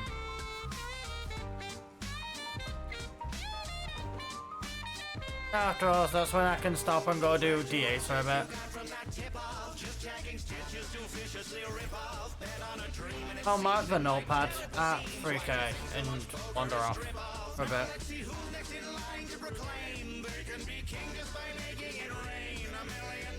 Competing for dwindling court seating, all blind to how fleeting their fame. The ante is up and the cards are face down. Sadly, it can't be the other way around. But the biggest of figures won't impress the digger when picking your hole in the ground.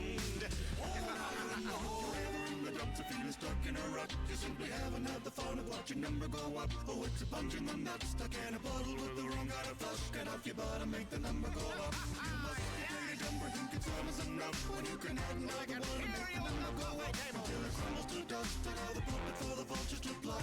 Huddle up, make a number go up. Now we'd really like to make another couple of bucks, so won't you play the song again and make the number go up?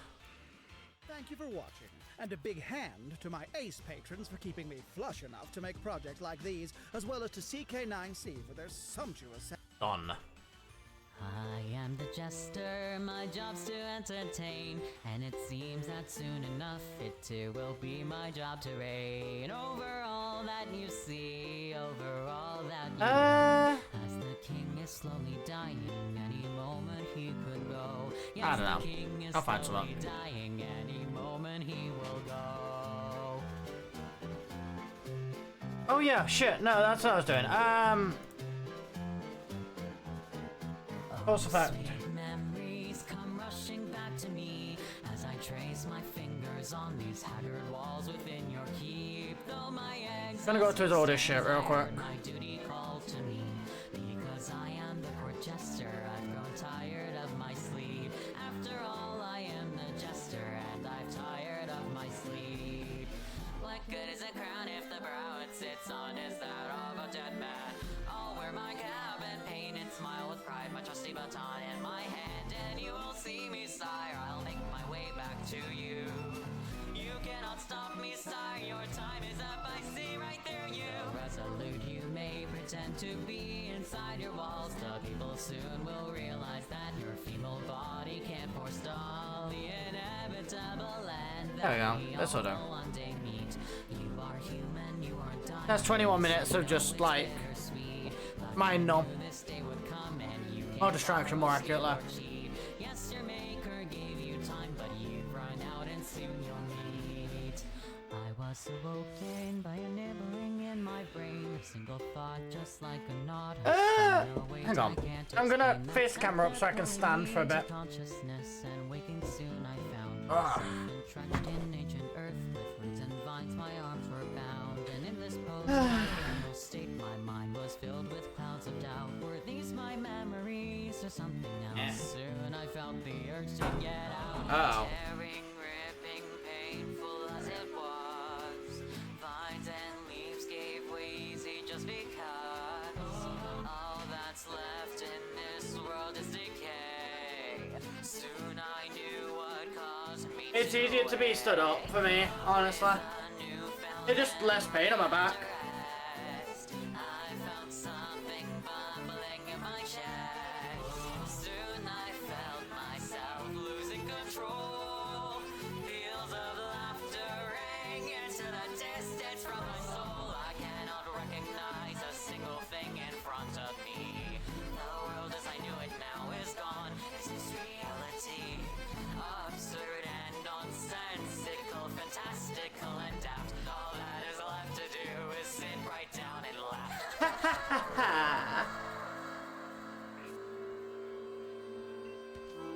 I got out myself. Right.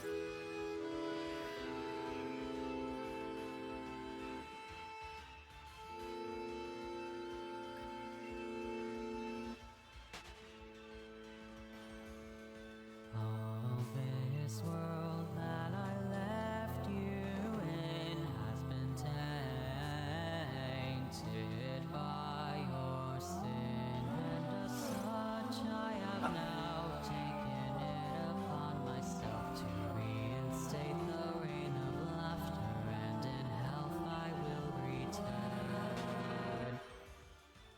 Oh, I am making my way back, I will return. Soon the people will remember the reason why they burn, and the fires in their might will start to turn, pointing fists and shouting out with no more reason for concern.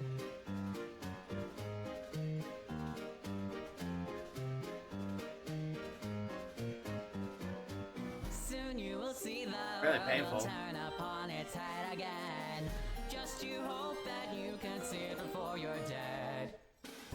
Foolish king, you sit in empty meaning on your throne, but in my time away, you've ended up alone. Oh, all the power in the world could never save you now. As the time at which your curtain call draws nearer, get ready to take your bow. The age of reason is now drawing to a close. I can add so many cracks in my shoulders. Majesty depose. I will tip the gilded throne, in me the people will repose. Because I am the court jester, not all thorns come with the rose. After all, I am the jester, and this future I propose. So let the fool, let me the jester, bring the olden tales to close. Let the fool, let me the jester, a new saga now compose.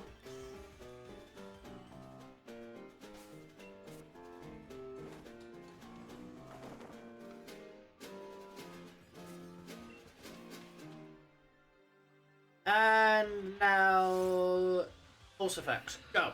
What's up everyone, I'm PulseFX, and I'm here to explain all the little details that make up a Pokemon Black and White speedrun. The footage you're seeing is a race versus me and Swiftaloo live on the Games Done Quick channel. So if you'd like to watch the run without commentary over it, be sure to check out the links in the description, and be sure to also check out my racing partner, Swiftaloo. Pokemon Black and White speedruns start by changing the time and date to meet the requirements of a seed that is researched by each specific runner. The reason why this is specific to each runner I remember is this due to a exact thing video, called the this DS exact MAC run. address. The DS MAC address is a unique identifier found in each individual Nintendo DS system. In Pokemon Black and White, we'll take this unique value from the Nintendo DS MAC address and use it when seeding the RNG for this game. So even you, sitting at home, might possibly have the world's best Nintendo DS for speedrunning Pokemon Black and White. So after setting our time and date, we enter the game at a very specific second and some very specific button combinations held while the main menu fades to white. With this, the run officially begins. From here, we pick boy or girl based on our preferences and name them a single character letter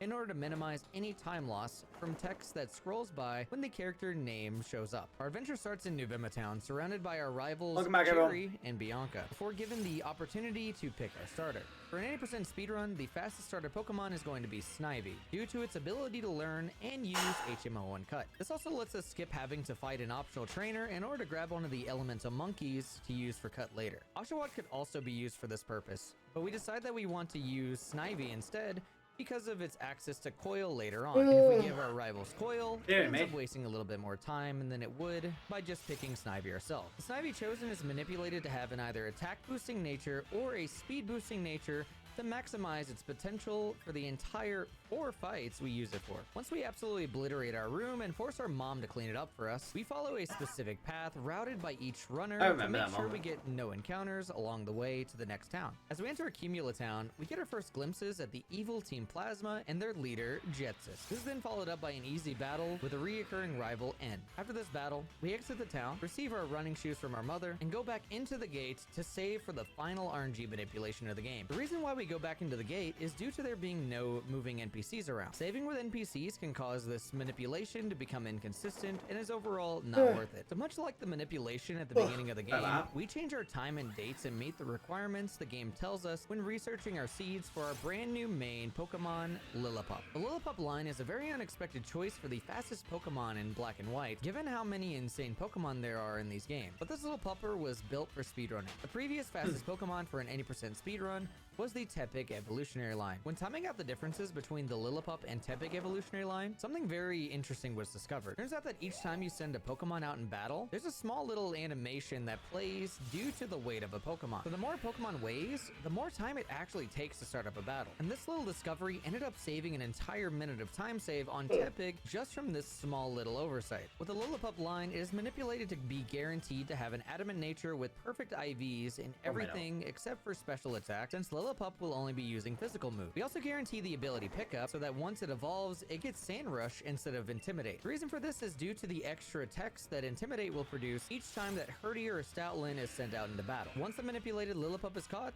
the RNG manipulation is then extended even further in order to minimize the amount of encounters produced when reaching the next town. From here, we're then greeted by a few easy rival fights before heading into the gym. The gimmick of this gym is based off of the starter Pokemon you choose. Due to us choosing Snivy as our starter, we will be facing off against Chili, Chili. With lack of setup moves and X items at this point, the gym is won by spamming Bite against Lillipup. Once Chili sends out Pansear, it becomes a 96% to 2-hit KO with Leer into 2 tackle. Once the gym is cleared, we are then rewarded with the most important TM in the game, Workup. Workup is a TM that increases our attack by 1 stage each time we use it in battle. Not only does it save a ton of time to teach to Lillipup, but also saves a ton of money from not having to buy X items later on in the game. From here we progress past a bunch of easy fights, conserving our tackles as much as possible, until we finally get out of the city. These twins unfortunately stop us with a mandatory double battle where we sacrifice our Snivy in order to have only 1 Pokemon in our party. Holy shit, I've almost done 400 resets today. Let's go. Pokemon alive in your party will let you skip future double battles. During this double battle, once one of the Purloin is taken down, we level up enough to learn a new move, Takedown. This is an 85% accurate move with a 90 base power with Recoil. This, unfortunately, is the best move the Lillipup line will have until the next gym, but it gets us through the next couple of fights pretty quickly. We are met with yet another easy battle against Sharon, and then a little bit more manipulation. With precise enough movement going from the Lillipup catch all the way to this point, you can manipulate yourself one last encounter with very precise movement. This Pokemon will either be a Woobat or a Pidove for their specific ability to use the HM for Fly. Fly will get us to locations that the bike will take too much time to reach later on. Shortly after catching our Flyer, we then evolve our Lillipup into a Herdier, buy a couple of X items in Nacrene City, and make our way into Lenora's gym. Lenora is highly considered to be one of the harder fights in the game. We start off by having our resident flying Pokemon in the front of the party, in order to set up a guard spec. Setting up a guard spec like this will not only let us skip a future double battle by sacrificing our Flyer, but it'll also prevent moves like Leer from being able to reduce our stats on Lillipup. We then proceed to work up twice to increase our attack to +2, use 1x speed to boost our speed to +1, and hope that we can land a takedown on Herdier and Watchog. Once defeating Lenora, we are then rewarded with the TM for Retaliate. Retaliate is a 70 base power move and can only be used 5 times before we run out of PP, which is a little bit less than Takedown. This move is mostly used for its consistent 100% accuracy, as well as saving PP for other normal type moves later on in the game. From here we make our way through a few easy Team Plasma battles in Pinwheel Forest, cross this gigantic bridge, and into Castelia City for our next gym bat. After clearing out enough trainers, you level up just before Berg to learn the move Crunch. Crunch is one of the most powerful dark type physical moves that ranges in from 80 base power. Crunch will end up saving us a lot of PP for our normal type moves, as well as be able to take out ghost types that normally we wouldn't be able to hit with our normal type moves. Speaking of Berg is the Castelia gym leader and highly to be considered the worst fight in the game. This is due to Berg leading off with a Whirlipede that has Poison Tail and Screech. Screech is a move that will lower your defense by 2 stages each time it's used, but as long as we stay below 75% HP, it should never go for it. Poison Tail, on the other hand, is a high crit ratio move that has a 10% chance to poison you and a 12.5% chance to critical hit every single turn it's used. This becomes a huge problem due to us having to set up to +4 attack and +1 speed in order to have enough attack and speed to sweep the rest of this fight. And unfortunately, even with +4 attack, it's not enough to make Retaliate a 100% range on Berg's final Pokemon, Leavanny. If we end up missing this 81% damage range, Leavanny can take us out with a high crit ratio move, Razor Leaf. It's an absolutely ridiculous fight, but with Berg out of the way, we make our way to another easy fight with Bianca and Cherry. Before we enter these fights, we set up a repel on I don't like all this yawning I'm doing. Repel wears off in an exact points to where we can pass an optional trainer in the desert. We call this type of trainer that will move back and forth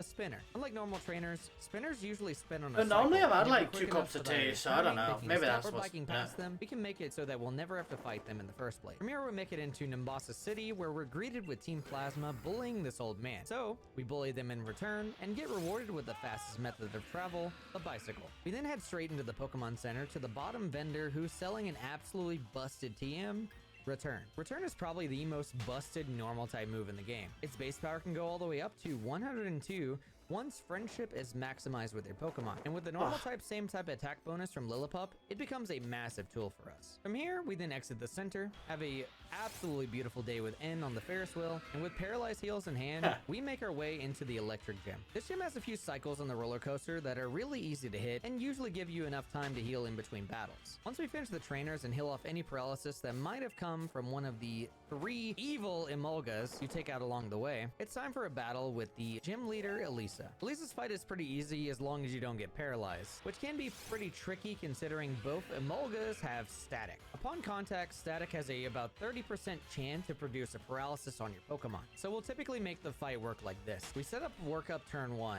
and use an X speed if we end up getting crit on the first turn. This lets us outspeed all these evil squirrels and her final Pokemon Zebstrika while being able to one-shot every single one of them with ease. From here we make our way to Driftvale City and attempt to not lose time to rocking out to the beat. Pass through Cold Storage for more Team Plasma and make our way into Clay's gym. Clay is a very easy fight, but can also be a bit scary with his Excadrill. All of his Pokemon except Excadrill can be one-shot by return, but if you set up on Excadrill, it can do a ton of damage with Bulldoze or a Slash Crit. So instead of setting up on Excadrill, we take our time to work up on Clay's Palpitoad. Palpitoad Much better. will generally go for one of 2 things.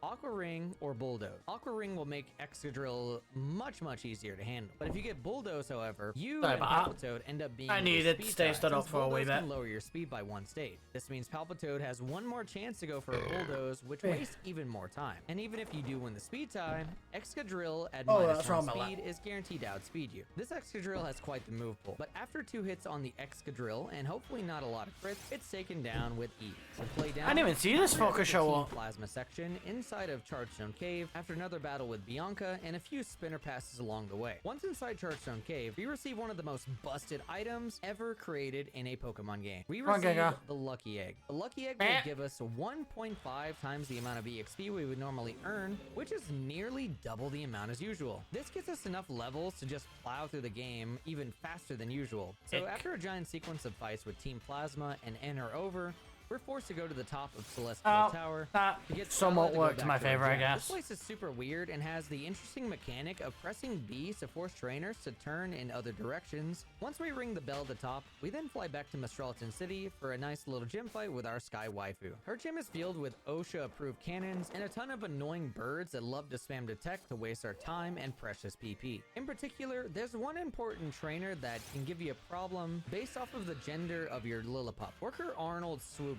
has access to attract, and because it's a male Swoobat, any female Lillipup has a chance to get attracted by them. But thankfully, due to random trainer AI, this is only a 1 out of 4 chance to happen, and luckily, this is the only fight in the game where Lillipup's gender makes a difference. So after a possibly annoying fight with Arnold, we level up and get access to yet another insane move called Reversal. Reversal is a move that inflicts more damage the lower your HP is. Its base power can be anywhere between 20 base power all the way to a whopping 200 if your HP gets low enough. And now with a Reversal in her hands and a menacing cannon shot straight into the wall, it's time for a fight with Skyla. This is arguably the easiest gym fight in the game, where all you really need to do is hit work up once, and then you can sweep the rest of Skyla's Pokemon with ease. From here we head over to Route 7, where the date you set when catching Lillipup can actually make a big difference on whether or not a Lillipup is considered runnable. Because we're required to speedrun during a winter month, some routes will randomly have hail in them, and if Route 7 happens to be one of those routes with hail, the Lillipup is instantly found unrunnable. This is due to us being forced into another rival fight, as well as this hiker above him. They end up being quite the nightmare when you have to take hail every single turn. Not only is this damage very scary, but it's also a massive amount of time loss, having the text scroll by telling you how many times this hail pelted your puppy in the face. Once we finish this fight with Charon, we then attempt to manipulate our HP to get somewhere around 1 to 100 in order to get more base power for Reversal later on. Speaking of winter, by the way, Twist Mountain is the big reason why we want to speedrun during the winter month. When you arrive at Twist Mountain during the winter, this place is entirely covered in snow, which will let us go straight to our destination. If you play during any of the other months, you'll have to go through a ton of extra tunnels. Once we reach the end of the tunnel, we find ourselves in Icarus City, where we bike very precisely between a conga line and into the gym. This gym is filled with some very fun puzzles, but more importantly, some very awful, snotty teddy bears made of ice. Every single Cubchoo in this gym will have access to the move Endure. Normally, these Cubchoos are a one-shot, but he's right about the Cubchoo, but even still, you really need to say they're just evil, snotty nose bears? Like, you have to. You're right, but did you have to?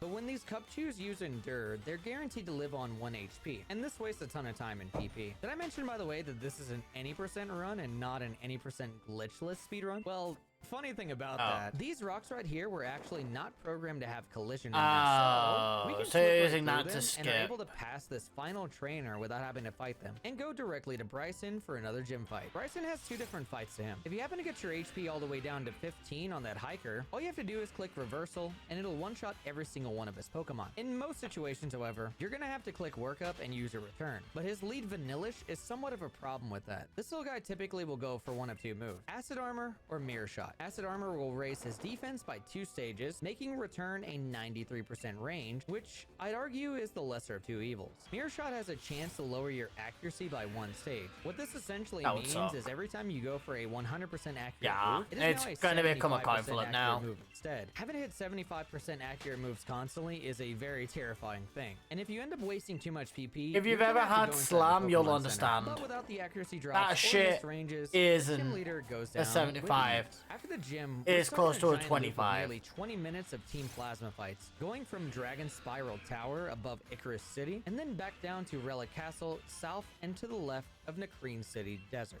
After this long and drawn out section of story progression, it's then time for our final rival fight against Bianca. Heading to the right of Icarus City, winter comes in very handy on this route. With every section of water being frozen, we can avoid having to use and teach Surf, along with avoiding unnecessary time loss from having to use Repel here. Once we reach Bianca, she goes down pretty easily, and now we get to I hate that they removed this much change from seasons. That would be really nice in later games. Like having bodies of water frozen over, for example, having these big, tedious places covered in snow so you don't have to go through all the tunnels to get out, or to go up, or to get around. You can just walk up the slope. Awesome. I hate that they removed that. That sucks. That's annoying. to head into the city of the final gym, Opelucid City. You'll notice a few version differences in this city when running between Pokemon Black and White. So in Pokemon Black, you're greeted with a more futuristic version of the city, and will have to face off against final gym leader Drayden. This gym is once again a pretty easy one. The only thing you really have to worry about is making sure your HP doesn't get too low due to rough skin on every single Druddigon in this gym. Speaking of which, Drayden also happens to have one with rough skin, but his Pokemon are also taken down after a single workup. Before heading off to the final section, got a I Druddigon did can wanna learn mention a rough few skin things about completely. Pokemon White version. And here to talk about that is my GDQ race partner, Swiftaloo. In Pokemon White version, you instead enter a more rustic version of the city instead to face off against the gym leader. In this version, the gym leader is Iris instead, who you met in Castelia City earlier in the game. HP is still a concern here, but not as much as Black version since you don't have to worry about Iris's Druddigon hurting you with rough skin, since usually by the time you get to her, you have just enough HP to be safe for the next two fights. The strategies here are the same as in Black, a single workup and sweeping with return or crunch depending on the next Pokemon.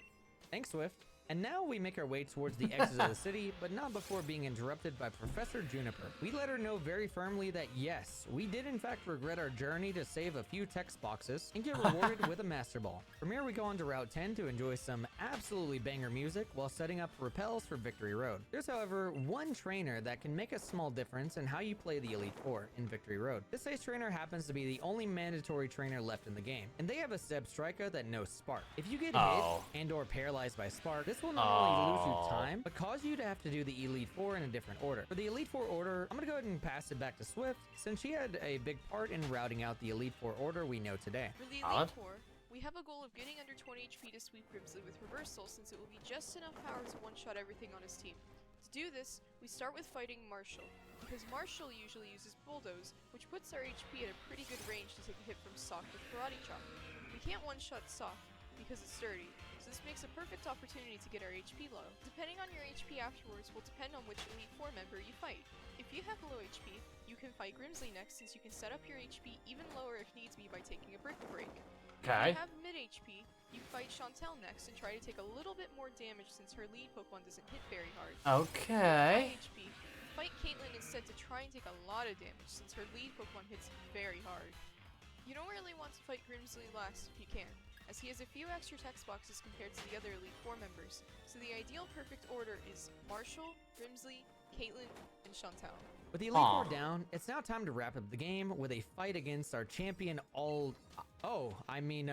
I guess that's fine. This will just add another 10 minutes of gameplay as this giant castle drills up from below and overtakes the entire Pokemon League. Honestly, no complaints from me. At this point, we'll be mashing through a ton of dialogue and make sure to position our character to the top of each staircase. This will get us in just the right position for the camera to zoom back into us slightly faster. And at the very end of the castle, we're greeted by Getsis, who walks like an absolute grandpa. So as to make sure that he doesn't walk too many tiles, we position our character one tile to the left of the doorway. And now it's finally time to confront our newly crowned champion, N. But before this, his giant dragon shows up to crash the party. In Pokemon Black version, Zekrom will be the one to crash through the wall and menacingly stand before us before this orb we had in our pocket starts up some kind of mini tornado. This spawns the legendary box art dragon, Reshiram. And due to the nature of this game, we are 100% forced to catch this Pokemon before we start up our fight with N. To add on to this mandatory catch, we also have no choice but to have Reshiram at the front of our party as our battle with N begins. The Pokemon Black version, N will lead off with Zekrom, and you will lead off with Reshiram. A standard fight with Reshiram begins with Dragon Breathing the Zekrom twice to feint it. As you feint the Zekrom with ease, out will come N's Caracosta. We make sure to Dragon Breath it one time in order to break its ability, Sturdy. In Generation 5 Pokemon, this ability was changed to have a similar effect to Focus Sash or Endure. When you try and one-shot a Pokemon with Sturdy, it's guaranteed to always live with 1 HP. So from here, we have to two-shot it by sacrificing our legendary dragon to give Stoutland a free setup. We then proceed to work up 2 times and hope we don't get cribbed by this menacing turtle. After 2 stat boosts in our attack, the rest of N's Pokemon fall with ease. As for Pokemon White, here's Swiftaloo one last time to explain the final version difference between Pokemon Black and White speedruns. In Pokemon White version,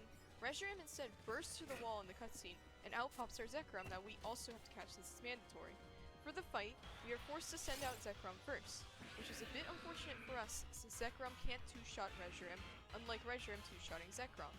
Instead, we use Dragon Breath the first turn, then swap to Stoutland and hope that Reshiram doesn't use Reflect on the turn we swap, otherwise we waste more time. We use Work Up once, then sweep the next 2 Pokemon with Return.